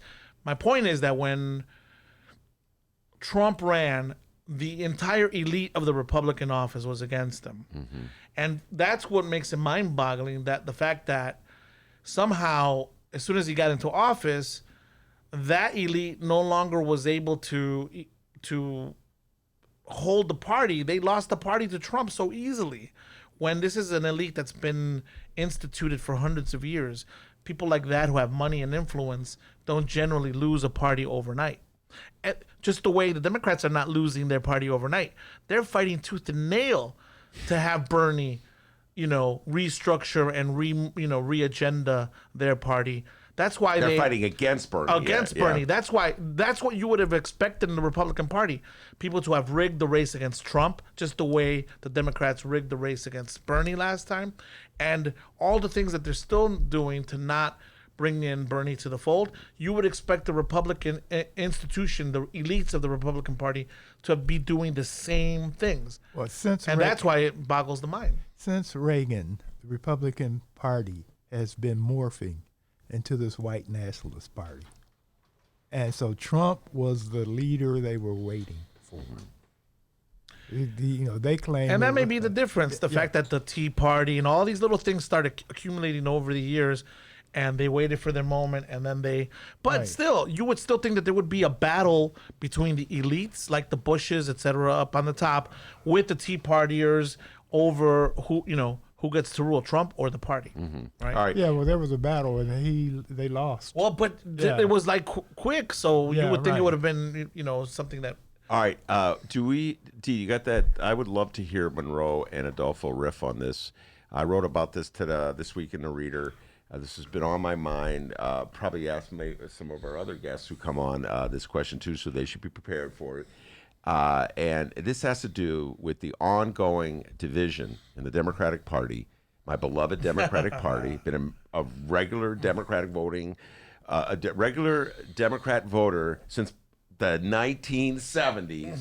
And I look at this split in the Democratic Party and the inability of the mainstream of the Democratic Party to give Bernie Sanders the respect that he deserves and he warrants, in my humble opinion. It just reminds me of what went down in the 80s with Jesse Louis Jackson when he ran a very Bernie Sanders-like a movement. If you take a look at what Jesse Jackson was running on in 1988 and 1984, Monroe Anderson, you're probably the only guy in the studio old enough to remember. I remember the speech he gave at the convention in 84. I was 10 years old. The one where about the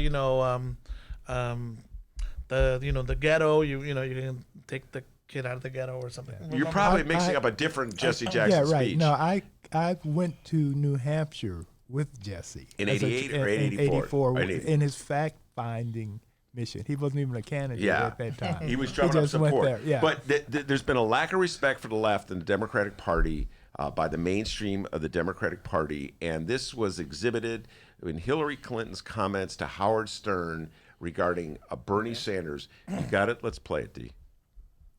Worry a lot. Because you know what the shenanigans are. Yes, I worry a lot. You've negotiated with them. You've seen secret intelligence. I have. And you know that, there's these guys who from Nigeria who phone your home and somehow finagle $6,000 out of you by doing that. Yeah. And you're brilliant at it. Yeah. I can only imagine what's going on when Vladimir Putin sits there and plans against the United States. Well, but you can read the indictments against the Russians. And a lot of people didn't pay attention to it, but it's very informative and scary. Do you mean the Mueller report? Yeah, the indictments. Okay. The report itself, I think, is also worth reading. But if you read the indictments, basically they were like, hey, let's do everything we can to elect Donald Trump. I mean, those are quotes. Those are taken. Words they those said. are words that taken, and they also said Bernie Sanders, but that's another day. Do we hate Bernie Sanders? What? Do we hate Bernie Sanders? No, I don't hate anybody. Bernie could have endorsed you quicker. He could have. He him. hurt me. There's no doubt about it. He hurt me. But going back to the indictments, because that's what's really important. Have you ever spoken to Bernie about that? No. You don't talk to him? I don't talk to him. Yeah, I mean, we did when he finally endorsed me and all that. But you're upset with him? No, disappointed. Disappointed. Okay. So, and I hope he doesn't do it again to whoever gets the nomination. All right, man. I mean, I listened to that condescension in there, man. That's she's not gonna. I hope he doesn't do it again. Ever win his nomination, as opposed to Bernie winning the nomination. There's always that. He's like number 1 or 2 in a lot of the polls. The notion that Bernie Sanders didn't endorse her fast enough, Monroe Anderson, I remember it took Hillary Clinton a little while. I was telling Doris Davenport this the other day. It took Hillary Clinton a little while before she forgave Barack Obama and got around to endorsing him. And the studies have shown that more Hillary Clinton supporters in 2008 voted for John McCain as opposed to Barack Obama, than Bernie Sanders supporters in 2016 voted for Trump over Hillary Clinton. So this notion that somehow or other Bernie Sanders has been unfaithful or untrue to Hillary Clinton's political ambitions is unfounded. And I think it shows tremendous disrespect for the lefties of the Democratic Party who support Bernie Sanders because they believe in his his political programs. What do you think, Monroe Anderson? I think that I'm surrounded by Bernie bros, and I think that the problem is Bernie was not a Democrat. Hillary was. And so she. What does that mean? What does that mean? Well, it has if you were a Chicago bear and not a Detroit All that means Lion. is that you're not the guy someone's. You're not somebody sent. No, what it means is that you have built up all these chits. Politics is favors and chits and what have you. And so it goes back to the heart of it. It's entitlement. It's the elite of the party's entitlement. No, and they're fighting for their lives. It's the elite, and it's also the association. I'm a member of the National Association of Black Journalists. If somebody who used to be a computer nerd comes into the NABJ, is not part of the group, then you're not going to get the same allegiance as if you've been around. Everybody I think knows the you. analogy would be more like if someone who was an independent journalist, a Pulitzer Prize winning, who covered black, issues that affected the black community, tried to go into your organization. That's more what the Sanders thing is. I got to tell you this.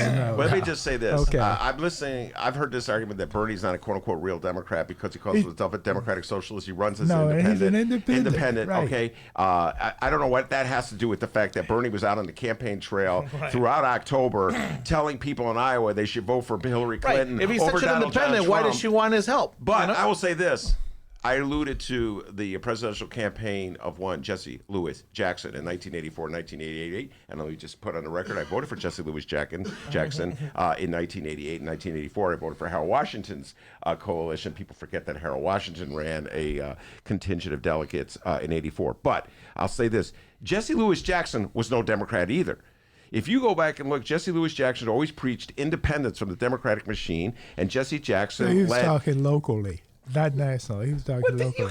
You changing the... No. Okay, Ben. No. This is the reality. Somebody who's been involved in this intimately to some extent. Chicago Democrats are not Democrats. They're Republicans in sheep's clothing or something, or I don't know what they are.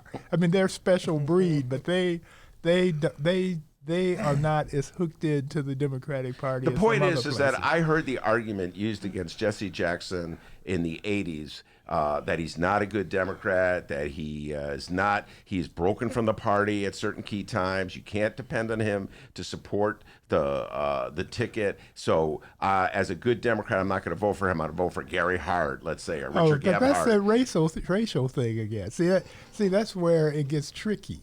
If you'll recall, as I do, when Bernie Epton, when Harold became the nominee for mayor, then all these Democrats became Republicans literally overnight. Yeah, to me, Right.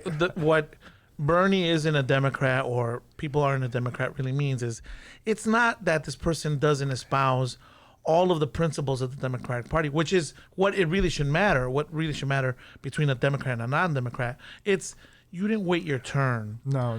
You didn't go through the system. The elites up here expect that you have paid your dues through the different machines and through all the different machineries or whatever. But if Bernie did that, he would never be in a position where he's at now. He espouses the same things that the Democratic Party does. That's not it. But parties are relationships. That's power. You're just talking about the dynamics of power. Relationships which turn into power. But it's a common experience. He threw a monkey wrench to their power system, and he usurped the power system and went right from the bottom to the top. He didn't usurp anything. Hillary was the nominee, so he didn't usurp anything. Wow. When he's the nominee this time, he'll be usurping. No, he's not going to win this time either. But I will say this: the part of what she said that rubbed me the wrong way, as I told Doris Davenport, is that Bernie went on the campaign trail for Hillary Clinton, And Bernie put out an effort to get Hillary Clinton elected. And whatever differences they had in the aftermath of a very contentious election, after a reasonable amount of time, which was not much more time than Hillary took before she officially forgave Barack Obama, Bernie endorsed her. He gave a passionate speech at the convention on her behalf. And then he went out and he's campaigned for her. And there's no appreciation shown for him, for his efforts. It's ingratitude. Because it's irrational. The people who hate Bernie hate it for one of several reasons. One, either these members of the elite that are fighting for the life of their party and what they're entitled to. Or two, it's because they're these bleeding heart liberals who think they're enlightened because they have degrees from Harvard and they make great amount of money and they vote Democratic the whole time. But what it really exposes is the fact that they don't give a shit about black people. They don't give a shit about brown people. They just like the fact that they have their rights to an abortion and that they, that they could keep making money. I would like to point out, before we go any further, that the man who said that, Adolfo Mondragon, is himself a graduate of Yale University. That's right, but I don't come from the elite. But I don't come from the elite. I'm not an old dude. He knows. No, he knows how they are. And that's why I know, because I've been in there. Exactly. Yeah, I just had to throw that out there when you said the Harvard thing. That's how I know the enemy. And by the way, I mean, like, I just forgot for a moment. What law school did you go to? The University of Chicago. Thank you, Senator. Other questions? The Devil's Den. Yes, I know that, but that's why I know the enemy so well. Some valid points there. But and I'm not a Bernie hater.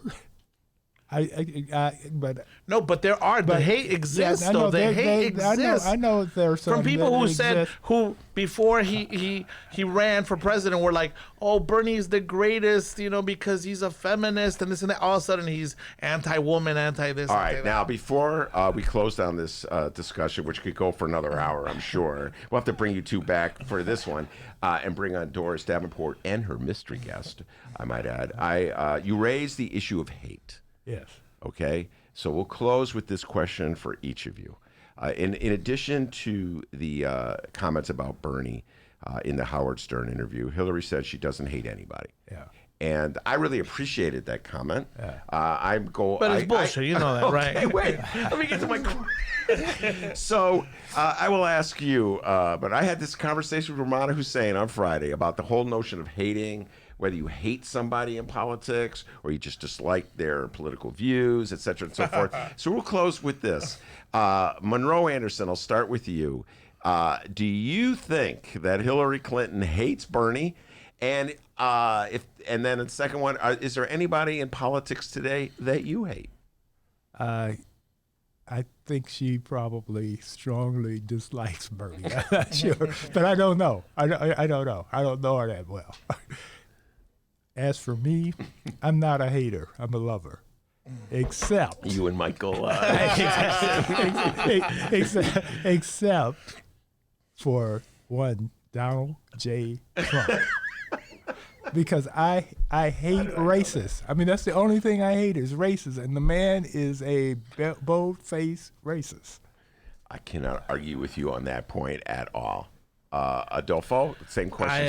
I think Hillary hates Bernie. The hate is real. I've seen it, and among people that I know, the hate is real, and it's irrational. It's stupid, but the hate is real, and it's hypocritical. And two, I hate Trump. I hate Miller. I hate a bunch of these racists.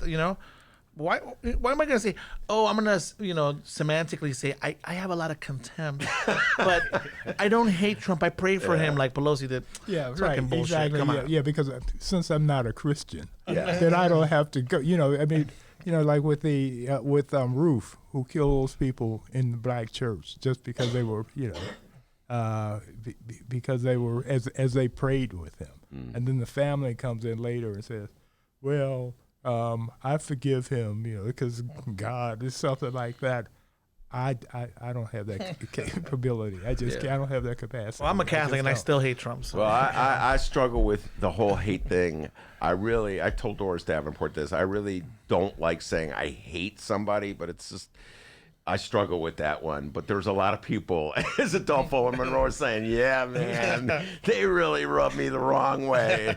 And we'll leave it at that. It's always a blast talking politics with Monroe Anderson and Adolfo Mondragon. We got Doris Davenport and a mystery guest on deck. We're going to ask this mystery guest a lot of these same questions. Uh-oh, mystery guest is breaking out in a sweat. I know he can handle it. We'll be right back after this.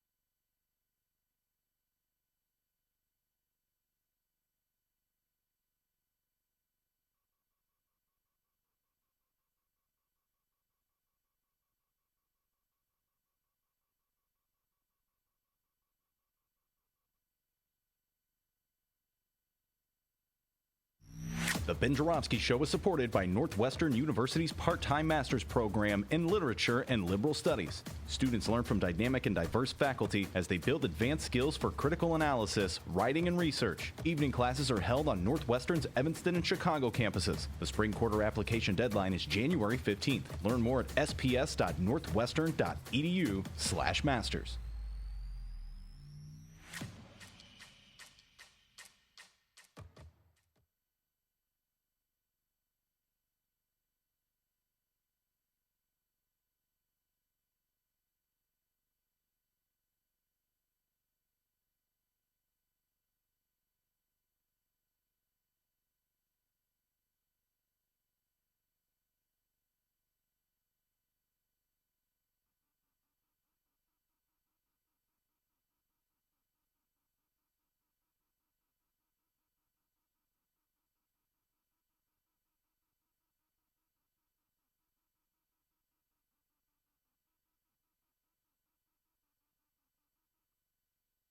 Read the Chicago Reader to get up to speed on what's what in Chicago.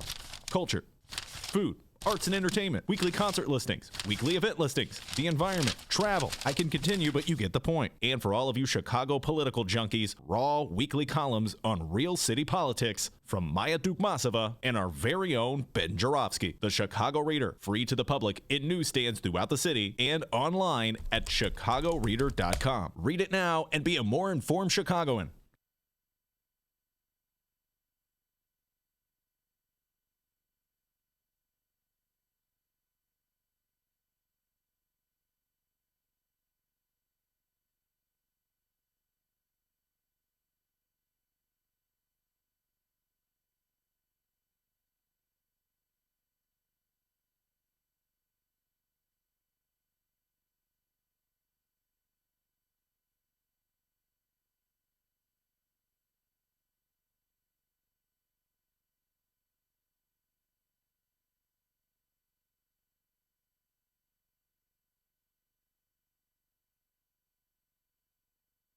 Hey, commercial break's over, everybody. Welcome back to the Ben Joravsky Show, live from the Chicago Sun-Times.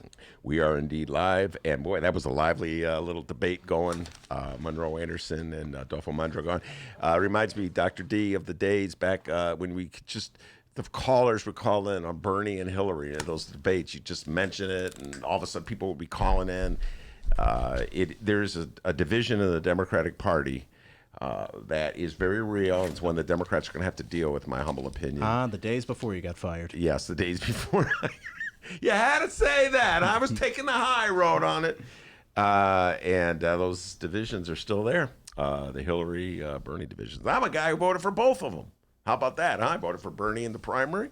turned right around and voted for Hillary in the general. Anyway, Doris Davenport is with us, one of my favorite people in the whole world.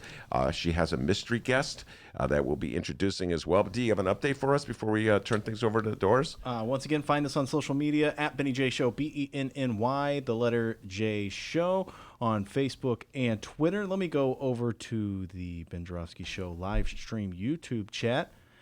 Kathy, by the way, she's always been wanting to follow us on YouTube. She found us on YouTube. She put dead air. Yeah, it's not radio anymore. Sometimes we'll just not play things on the air. So let's chill out. We'll be fine, and we'll come back. Podcast. Yeah. Well, different things than radio.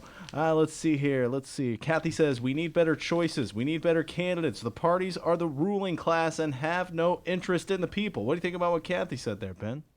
I don't know if I'll go that far, but I do think that the Democratic Party should not be so belligerent toward people of the leftist persuasion. I believe that, and I saw it very much the case in the 1980s when Jesse Jackson ran, as I said, and that was fueled, and also that it got to the complications of racial issues. The Democrats they didn't want to alienate black voters who voted for Jesse Jackson, but they didn't want to really embrace the ideas that Jesse Jackson was raising, and he was way ahead of his time with that campaign of his in the 1980s. So I wouldn't say that the parties are the root of all evil. I've been voting Democrat my entire life. But I would say I believe that the Democrats should be a little more tolerant of the lefty views of their base. So that's how I view it. And finally, Doug weighed in on the live stream chat. Thank you very much, Doug. Doug says, Bernie 2020. Okay. Bernie lover. Doris Davenport, your thoughts on the Bernie? I gave you that article to read. Now you're absorbed with that article. I knew you would be all over. Wait, give it back to me just for a second. What do they call it? Emotional support dogs. Oh, boy, that's all I needed. Emotional support. Doris Davenport's a regular on the show. She's a radio show host at the station, WCPT. Hey, I said it. How about that, Doris? I saw you even took a picture in front of the WCPT banner. Did I? Yes, he did. I saw it. Did he? No, not recently. Dennis's face. I don't think he did. I don't remember that, but okay, maybe it was an old picture. Yeah, it was an old picture. He's over it, but he's not that over it. I'm not that over it. Yes, you are. You're coming on my show. Well, Doris Davenport, I would do that. I don't know. Maybe do a phone interview, but you've always had the thing I was going to raise. What is it called? Emotional. Oh, well, wait. Okay, we're going to get back to Bernie. Yeah, let's go back to Bernie before.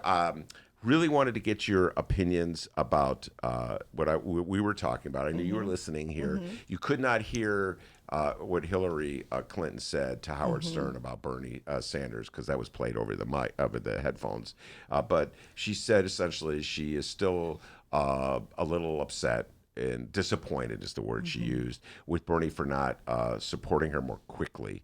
I'd like to point out that it took her quite a while before she decided to endorse. Yes, because fair is fair, okay? If you get like a month off before you endorse Barack Obama, you should give Bernie the same month off before. I mean, because, listen, our mystery guest was involved in a very contentious re-election battle, okay? We'll get into that. And I'm sure he wasn't singing Kumbaya to the guy he ran against a week after. At least not within the first 24 hours. Yeah, it takes a while to get over a very divisive election. And so for the Hillary supporters to say Bernie took too long, I feel is unfair to Bernie, considering that Hillary took her own sweet time to forgive Barack Obama for the high crime of running against her in 2008. So that's my thoughts on that. Now, you tell me your thoughts. Well, I mean, first of all, that's correct. I agree with everything you just said. But you have to remember, I mean, only people like us who are in the bubble remember that, right? That she took all that time before she endorsed Obama. The point of Hillary saying it now is banking on nobody remembers that and just positing, we got to save the party. That's what this is about. This is about Bernie not winning, getting all of the voters that may have issues with the Democrats for all the reasons that the dear senator mentioned. Because, yes, my dear Democratic Party has a history of not taking care of home base while they're taking care of everybody else. Black people in the community, number one. I can speak because it's my family, right? We can talk about each other. But I think that's what she's doing. Those Democrats that could be on the bubble or, you know, looking at Warren, too, for that matter, she's making a case as to why they shouldn't look Bernie's way. But I'm going to tell you something else. I think there is this love-hate relationship between Clinton supporters and Bernie supporters, without a doubt. Now, I disagree with the senator because I know I'm going to get flack for this, but I experienced it, so this is firsthand knowledge. Bernie supporters, when I supported Hillary, they were so mean. Oh, my God. I thought they were going to come after me with, like, bottles and stuff, really. And so I do think that there's no way you're going to find Hillary Clinton standing there singing Kumbaya for Bernie Sanders. But do you remember, and I listened to part of the interview, do you remember when she was talking about her father, and she spent a lot of time talking about her father because Howard kept asking her all these questions? Well, she used the word gruff, and then she talked about how her father used to knock her brothers around. So there was a bit of domestic violence there. And he was a yeller. I think Bernie reminds her of her father. And that's why she doesn't like him. I really do. That's deep. He's very loud. He's very boisterous. He's very, like he just pushes. Wow. Not that he pushes people around, but he looks like he could. Yeah. I think he reminds her of her father. Could be. I know it's funny you should say this since it's true confession time on the Ben Joravsky show. That when Bernie first burst on the scene and he was always bellowing and stuff, he reminded me a lot of people I know in my own family that would be yelling and screaming at Thanksgiving time. And so I had my issues. I had to deal with that as well. So I understand that. I was able to put it aside because I like the things he was yelling. But I hear what you're saying, Doris Davenport. There is a certain style that people have. And it's funny because a style a campaigner has, it could appeal. This is going to be so obvious, but it's true. I just loved Harold Washington. Yeah. Who didn't? Well, a lot of people didn't. He barely got elected in 1983 when he ran. And the thing that I loved about him, his style, a lot of people disliked it. You know, he's too combative. He's too assertive. He's too charismatic. Yeah, too charismatic. And the same thing with Jesse Jackson. Jesse Jackson, I've always appreciated Jesse Jackson's rhetorical capabilities. So, his oratorical supremacy. The man is... He's got the gift of gab. Gifted, to put it mild. A lot of people, I can't stand him with Jesse Jackson. So I guess, that, by the way, here's... Oh, that's so great. So anyway, I do want to bring our mystery guest on and spend a good chunk of our time chatting with our mystery guest. But before we do that, I must address this story. This had your name written all over it. And as long as people know this, Doris, there was just a story about her in the Chicago Tribune. She testified in a case regarding the ability of people to pass petitions in Millennium Park. I'm with you 100% on that one. We're waiting for the ruling as we speak any day now. All right. Well, we've talked about this in the show. Pat Quinn's been on the show talking about it. You've been on the show talking about it. And the police will not let people pass petitions in Millennium Park. For some reason, Millennium Park is sacred ground. You can't pass a petition, even though it's a publicly funded park. But Rahm Emanuel can go and give a political speech there. Just saying. That is correct. You're pointing out an inconsistency, just as I pointed out one with Hillary Rodham Clinton. Anyway, but this gets back to this is issue of dogs, using dogs. What is it? Emotional support dogs. Emotional support dogs. And there was a big article in today's Tribunal, which I brought here because I knew Doris was coming, about the whole issue of there are too many emotional support dogs on airplanes. Yeah. And you usually have your dog with you. In the Tribune story, they talked about how when you testified in that case, you had the dog with you. That's right. It's a great scene in the Tribune story. Whoever the reporter is, I give him or her credit. So what's your stance on this? Too many dogs on airplanes? Well, so here's the deal. There is a problem, and I'm very fearful that they're going to go the wrong way and hurt people that shouldn't be hurt. There is a lot of abuse in the emotional support dog world, and that's because if you go online and you want to get a license or a vest or something for your dog, everybody's giving them away for as much as you'll pay. You can get from $50 to $150, a fake letter from a doctor that says you have the right to have an emotional support dog. Clearly, the book that comes out on psychological disorders, there's a very specific list of disorders that people who have emotional support dogs can get a letter from their doctor saying this person needs an emotional support dog. People just want to take their dogs with them. That's the problem. They put a bow on the hair. They don't train them. They've never spent a day in canine discipline school, and they bring the dogs wherever emotional support dogs are supposed to be able to go. Mm-hmm. Now, you know Mr. Precious Love. Everybody knows Mr. Precious Love. He's been trained since the day he came out. Mm-hmm. He's been with me since he was 7.5 weeks old. When I say stop, he stops. When I say sit, he sits. But we have a strong communication. He's not just a pet. And he was trained that way. He's so if trained, Mr. Precious yes. Love sees another dog, he's not going to bolt to the other dog, start barking. No, he's not. Now, he's a dog, so he might, have a little low growl going on. Mm-hmm. But he's not like, there are children more undisciplined than Mr. Precious Love. They won't stop crying when you say, frankly, I don't want to go there, but that is my feeling. If we ban emotional support dogs, then maybe we should ban babies from the planes. Wow. They're a bit of a problem for people. The views and opinions expressed by Doris Davenport are not necessarily those of the Ben Joravsky Show. I am not for banning babies, okay? I just want to get that Well, out I'm there. not either. I'm just kind of I know, you're making a point. I get it. Yeah.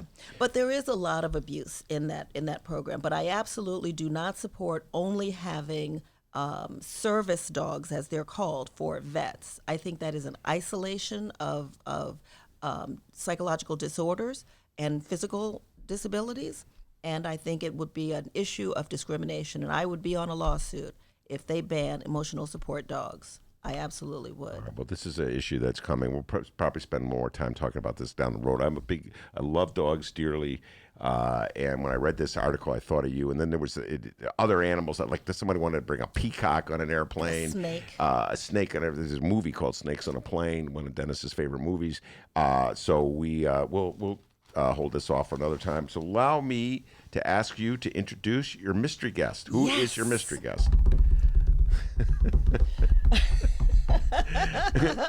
So I'm really, really excited about this because, this is election time. There are a lot of races that we're going to have to vote on. And there's a really, really popular race, and that is the race for the clerk of the circuit court. The seat was held by Dorothy Brown. I have a young man here in the studio. If you look at the entire cadre of people that are running for this seat, there is not one more uniquely qualified than this young man right here. Many of you know him. He has been in elected office before, but what you may not know is that he was born for public service. That's right. He came out serving the public. He's been with the top 3 most popular African-American Black Caucus members since he started working, really, from that young age. I bring to you none other than the next clerk of the Circuit Court of Cook County, Mr. Richard Boykin. All right, Richard Boykin. What an introduction. Well, thank you very much, Doris. I got to take you everywhere I go. That's unbelievable. I thought it was Jesse Louis Jackson there for a second. All right, Mr. Boykin, we're old friends, Richard Boykin and myself, back in that show, which I alluded to. He would come on, and in those days, you were a commissioner in the Cook County Board. Correct. I was alluding to the very contentious race you had with another good friend of mine, Brandon Johnson. I got friends on both sides, and he defeated you in that race. But let's talk a little bit about it. We're going to get into why you're running for clerk of circuit court. What the clerk of the circuit court is, why it's an important position, and what you think you can do for it. But before we do that, let's just catch people up a little bit. When the last time you were on my show, and you came into the hideout as well, you were very much how do I put this? Like an independent.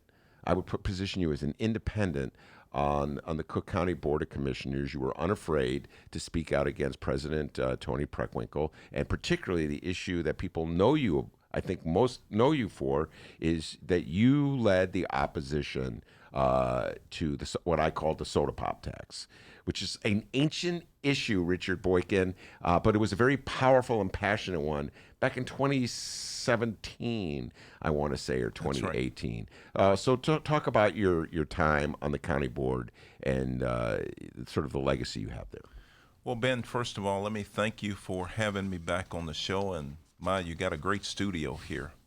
I'm honored to be here. Let me thank Doris Davenport as well. I'm Richard Boykin, and I was born in Mississippi, raised in Inglewood. I'm a proud graduate of Chicago Vocational High School. I was elected to the county board in 2014 in a 5-way race. I was the underdog, but we won the race. And we got on the county board, and we did a lot of innovational and transformational things. I was most proud of the fact that we did lead the effort to get rid of the sweetened beverage tax. I mean, it was more than just soda pop. It was juices and stuff. And I'm also proud of the fact that we got rid of the feminine hygiene tax that was on, women whenever they go buy their materials. We got rid of that. Tampons and menstruation pads. Yes. Thank you, Doris. Sorry. I'm proud of the fact that we worked with the Inspector General and created a position at the county to deal with sexual harassment lawsuits, a dedicated position that's funded in the budget. We got that done. I passed legislation to prevent county police, county sheriff's police, forest preserve police from choking people when they apprehend them. We did a lot of stuff. We stood up with Dr. Willie Wilson and paid seniors property taxes so they wouldn't lose their homes to the property tax sale. And so I'm so proud of these things that we've been able to accomplish on the county board. Look, this is an opportunity running for clerk of the circuit court to provide vision and leadership over the busiest court system in the world, the second largest in the United States of America. And quite frankly, we have more lawsuits filed at the clerk of the circuit court than any other court in the world. And so Clerk Dorothy Brown's been there for 19 and a half years. It's what I call the front door to our justice system. So if you file a lawsuit or if you're a party to a lawsuit, you got to go through the clerk's office. I want to make sure that that front door is welcoming. I want to make sure that we have friendly staff, that we have staff that's informed and engaged, that take care of the customers who come through those doors. And I'm not just talking about taking care of lawyers, because that's one set, and I'm a lawyer and I'm proud of that. But I'm also talking about taking care of those individuals who are pro se litigants, and we're seeing more and more pro se litigants come in, and that's people who are representing themselves as lawyers. They don't have a lawyer. And so we got to make sure that that they get taken care of and that their issues get taken care of so that they can have access to justice. And so I'm so excited about that office and actually moving it forward, not only on the customer service side of things, but also on the technology side of things, bringing it into the 21st century, building upon the work that Clerk Dorothy Brown has done on expungement. Obviously, with the recreational marijuana law, there's going to be more than 500,000 people in the state eligible to have their records expunged. The clerk's office has been leading the effort in terms of expungement. I want to build upon that so that people will have an opportunity to have jobs, support themselves, support their families, and become tax-paying citizens. We want to make sure that we're accountable and transparent. I want to get us from under the Shackman decree. So that means no political hiring. That means we're going to do things above board. We're going to make sure that we report back to the taxpayers of Cook County. We do quarterly reports, and that we're accountable. I want to make sure that people who utilize the office have an opportunity to say, hey, did that person provide good service for you? And if they didn't, then we have a problem, right? All right, now let me break down some of the things you said. Before we go back to your days in the county commission, you've raised the issue of the court, so let's deal with that right now. And Richard, it's been a while, but I used to use the courthouse all the time looking for documents, looking up cases. Right. And so here's my evaluation of the clerk of the circuit court right now. The staff, they're very friendly. They're very outgoing. I give them an A. Okay. When I go there, or when I have in the past, they laugh at my jokes, okay, which is get you far in life. And they provide the files very quickly and very courteously. So that's my opinion, the staff, and my humble opinion that Dorothy Brown hired and oversaw for all these years does a great job. But the court is like the beyond that, it's like going back into time. It's almost like another century. I expect somebody with a fountain pen, a quill, as opposed to a fountain pen or a computer. And so it's this odd juxtaposition, Richard, where great staff, but like 1960s types technology, and it's inexcusable to some degrees. Like lawsuits that you want to look up, you can't find on the internet. You can't get access to these public documents, and lawyers are always complaining to me who need it on a regular basis about how long the delays are, how inadequate it is. Do you think my criticism is warranted when I talk about the court from this technological aspect? Well, look, I think that obviously we can do better. I think that I've heard the same arguments, I've heard the same complaints from people, from lawyers, and from individuals whose files have been lost and they've had to stay in jail for an extra day or two because they couldn't find their file, which I think we have to tighten up things. I know there's a new case management system that just was launched a couple of weeks ago, a $30-some million case management system. But I think that we have to bring to bear every ounce of technology that we have to innovate, to make things streamlined and simpler for everybody to access them, and to make sure that those files are readily accessible and that we don't lose them. I want to make sure that we digitize, and I know that Clerk Brown is in the process of digitizing documents, but I want to make sure that we go paperless. You know, at the end of my term, by the end of 4 years, I want to make sure that that office is paperless.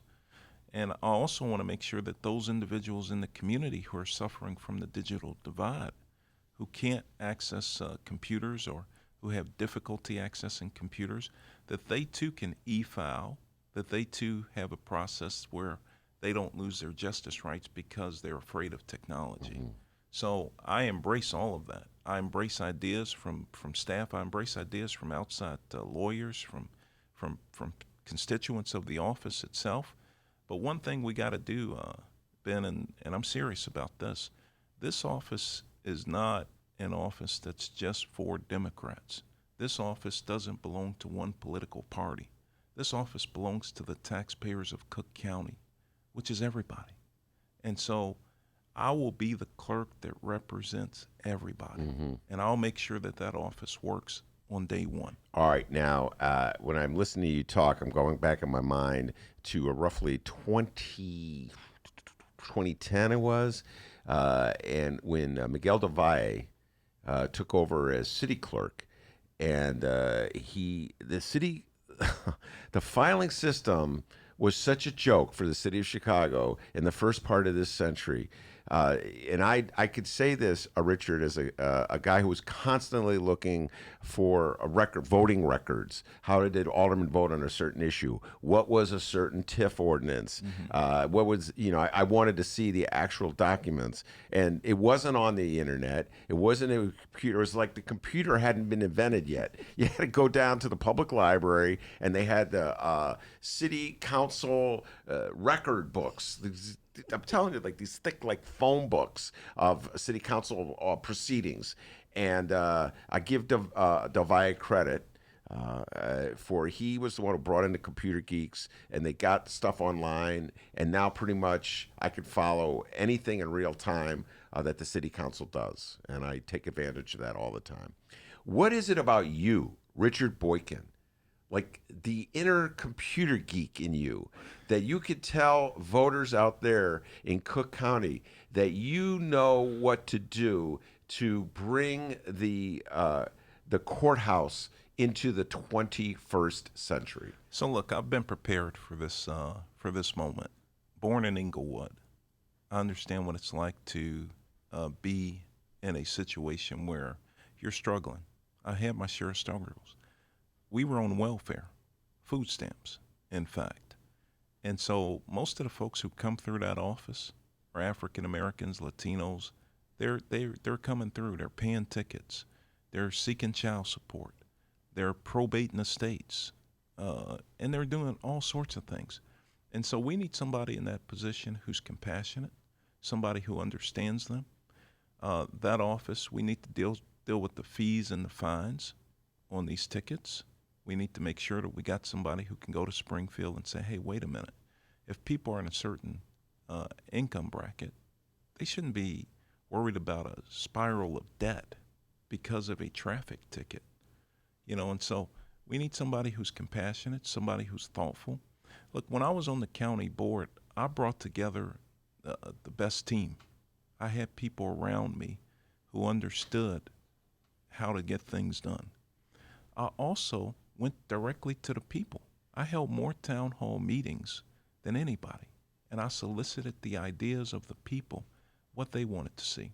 So I plan to leverage my legal training and work with the bar associations, work with the legal aid clinics and foundations to see how we all can work together to utilize their support. I want to extend the legal aid clinics into the clerk's office so that they can help those litigants who are pro se litigants and litigants who are coming in, just with basic questions of law.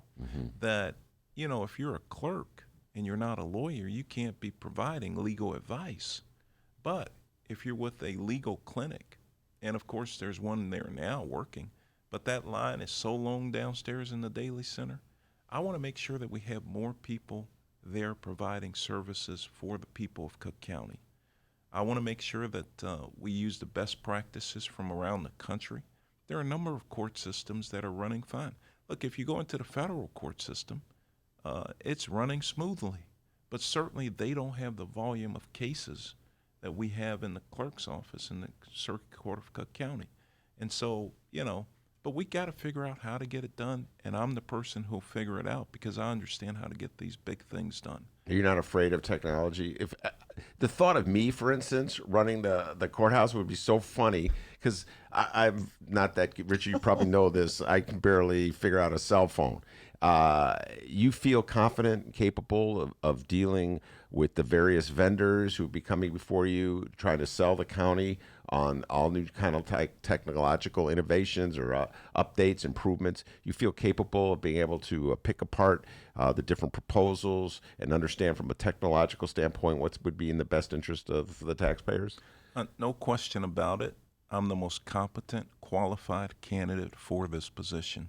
And let me tell you, I bring the right people and put the right people on the team who will ask the tough questions. And I'll ask tough questions myself too. But I think when you have a team of individuals who are trained in certain areas, I'm not an expert in every area, but I'm smart enough to know that you got to have the right people on your team. I'm also smart enough to know that you got to do the things that are in the best interests of the county taxpayers. And that's what I've done my entire life, especially in public service to the county, but also when I worked for three of the most progressive members of Congress, Senator Carol Moseley Braun, Congressman Bobby Rush, and Congressman Danny Davis. I mean, I put people first. And when you put people first, I think everything else falls in place. All right. We're going to switch gears here a little bit. I'm going to talk about little political considerations. You talked about what you could do in terms of running the office. First, you got to get elected to the office. And that, of course, I presume you've already you brought your signatures in. You've collected your signatures and brought them in. Has anybody challenged your signatures? Ben, the good news is we're on the ballot. Okay, you're already on the ballot? And guess what? What? Nobody challenged my signatures. And guess what, Ben? I submitted more signatures than anybody else, including the Democratic Party. Wow. Nobody's challenged your signatures. That I just leaped to the conclusion that my dear friend Ricky Hendon is supporting you because he would be the guy that challenges your signatures if anybody would. I love you, Ricky Hendon. All right, now... Okay, so you're on the ballot. You haven't been challenged by the party. When you were on the board, as I pointed out, you were unafraid, to put it mildly, to challenge President Tony Preckwinkle. And as I pointed out, one of the great debates we ever had at the Hideout was with you and Larry Sufferton, who is Tony's Finance Committee chair, and a very gifted debater, I might add, went at it over the issue of what you call the sweetened beverage tax, and I called it the soda pop tax. It was a great debate. I wish there were twice as many people to see it, because they would always tell Doris, we weren't there that night, they would go, "My dear friend," and then they were like, "You mother beep," but they would always start with, "My dear friend," and then they would trash, "Well, as my dear friend says," Boykin's acting so nice now. He wasn't so nice that night at the hideout. All right, so it was a very contentious dispute that you had, or difference of opinion, let's put it that way. So how are things right now with you and President Preckwinkle? Look, Eleanor Roosevelt said something great. She said, yesterday is history, tomorrow's a mystery, and today is a gift. And it's a present, basically. And then my friends from the Congressional Black Caucus said it like this. They said, no permanent enemies, no permanent friends, just permanent interests. My interest is the taxpayers of Cook County. I will work with anybody. It doesn't matter to me. I want to work with anybody, and I'll always put people first. Mm-hmm. I put my district first on that. I mean, let me tell you, in hindsight, had I voted for the pop tax, I get reelected overwhelmingly, because I may draw a couple of opponents, but guess what? Labor unions don't put $1 million against me. I mean, and Tony Preckwinkle doesn't come after me. But I did what was in the best interest of the people, and I do the same thing today. Mm-hmm. I mean, that's the kind of guy I am. I'm going to stand up for the people, and I'm going to do what I believe is right. We were talking before you came on the show about Hillary's fight with Bernie and Bernie's fight with Hillary, and whether Hillary waited enough, or Bernie waited enough time, or took too much time before he endorsed Hillary, and whether Hillary took too much time before she endorsed President Obama when he was running in 2008. Have you made up with Brandon Johnson? Have you? That was a very heated campaign. Are you getting along with him these days? Let me tell you, Ben, one thing that you can know about me is I'm a bridge builder. I've reached out to Commissioner Johnson, and I've offered my assistance. I've offered, assistance on certain items. I believe that there's a piece of legislation that I introduced that would have provided free homes for police officers, firefighters, teachers, paramedics, first responders. If they live and work in endangered communities for 5 years, we give them a free home at the end of 5 years. That's a way to build up the community. I think he's going to look at that legislation, look at doing something around that. His relationship with President Preckwinkle, perhaps she'll do it. I mean, she wouldn't do it when I was there because I put the idea forward. But it's okay. I mean, because every idea whose time has come will eventually get to the forefront. And so it's all about being a bridge builder. And so, yes, the answer is I have reached out, and I've talked to him on numerous occasions. I'm looking forward, my friend, and I think that, what's ahead of me is much better than what's behind me. And so the good book says it like this, Ben: forgetting those things which are behind us, I'm pressing forward towards the mark of the high calling, which is in Christ Jesus. And that's what I'm doing. Wow, it's pretty impressive that you can just quote some biblical. Now, I'm not familiar with that particular quote, so I can't challenge you, Richard Boykin. I'm just gonna have to work that you got it right. It sounds good. It's for real. It's in the good book. If you, putting the good book aside, if you can get Brandon Johnson to endorse you and the Chicago Teachers Union to endorse you after what went down, then you deserve to be in the good book, because that will be I was talking about the need for Hillary to let it go and openly express gratitude to Bernie Sanders for what he did do, as opposed to worrying and concentrating about what he didn't do. Okay, I was talking about that. And I believe in general, as a principle and a policy, that politicians should do. That's easy for me to say, Doris Davenport, because I've never run for office. But it is a contested game. It'd be like the Bulls still hating the Pistons for what went down in 1989 when Lambert hit Scottie Pippen in the head and knocked him out. So at some point, you got to get over it in politics, in my humble opinion, Richard. And so that's sort of my sermon for the day.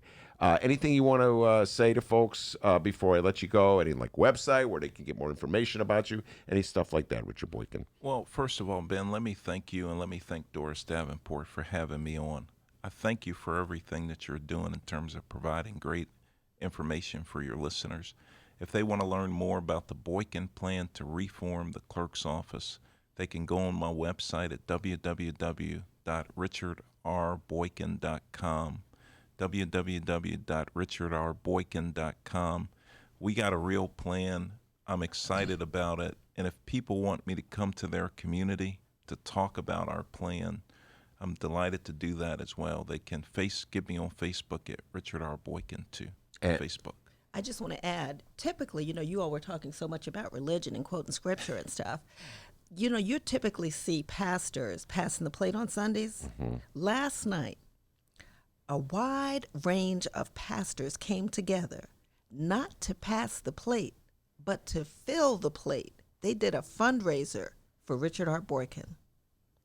Can you believe that? No. The pastors I dug don't believe deep that. into their Yes, they own did. pockets. Yes, they did. Some pastors I've never met. Anyway, but just all right, Boykin, Boykin, correct? I have Boykin. Boykin, yeah. I have trouble with spelling. And you know what? In all fairness, I will bring all the candidates on. Doris knows that. You got to be fair. Bring them all on. There's at least two, as I think of it now, off the top of my head, that are running as well as Richard Boykin. So Jacob Meister's campaign has already been reaching out to me as well. So anyway, Richard Boykin, it was a blast talking to you again, and I hope, win or lose, you come back to the show. Well, let me tell you, when we win, we're coming back. Okay. All right. When we win, I like that confidence. Doris Davenport, thank you as well. Also want to thank Monroe Anderson, Adolfo Mondragon. What a great debate that was. Hillary and Bernie, man, it never gets old. The Democratic Party's got to figure some stuff out. And, of course, the man, the myth, the legend, as Richard Boykin knows, back home in Alton, Illinois, they call him White Lightning. My name's Dennis. Give yourself a raise. Take it out of petty cash. See you tomorrow, everybody. And remember, you can download previous Ben Joravsky shows and Benny J bonus interviews at both Chicago Sun-Times and Chicago Reader websites and wherever else you download your favorite podcast. Downloaders, we live stream this program. It's true. Tuesdays through Fridays, 1 until 3 p.m. Central Time at both, at the Chicago Sun-Times YouTube channel, chicagosuntimes.com, chicagoreader.com. We hope you'll join us. See you tomorrow.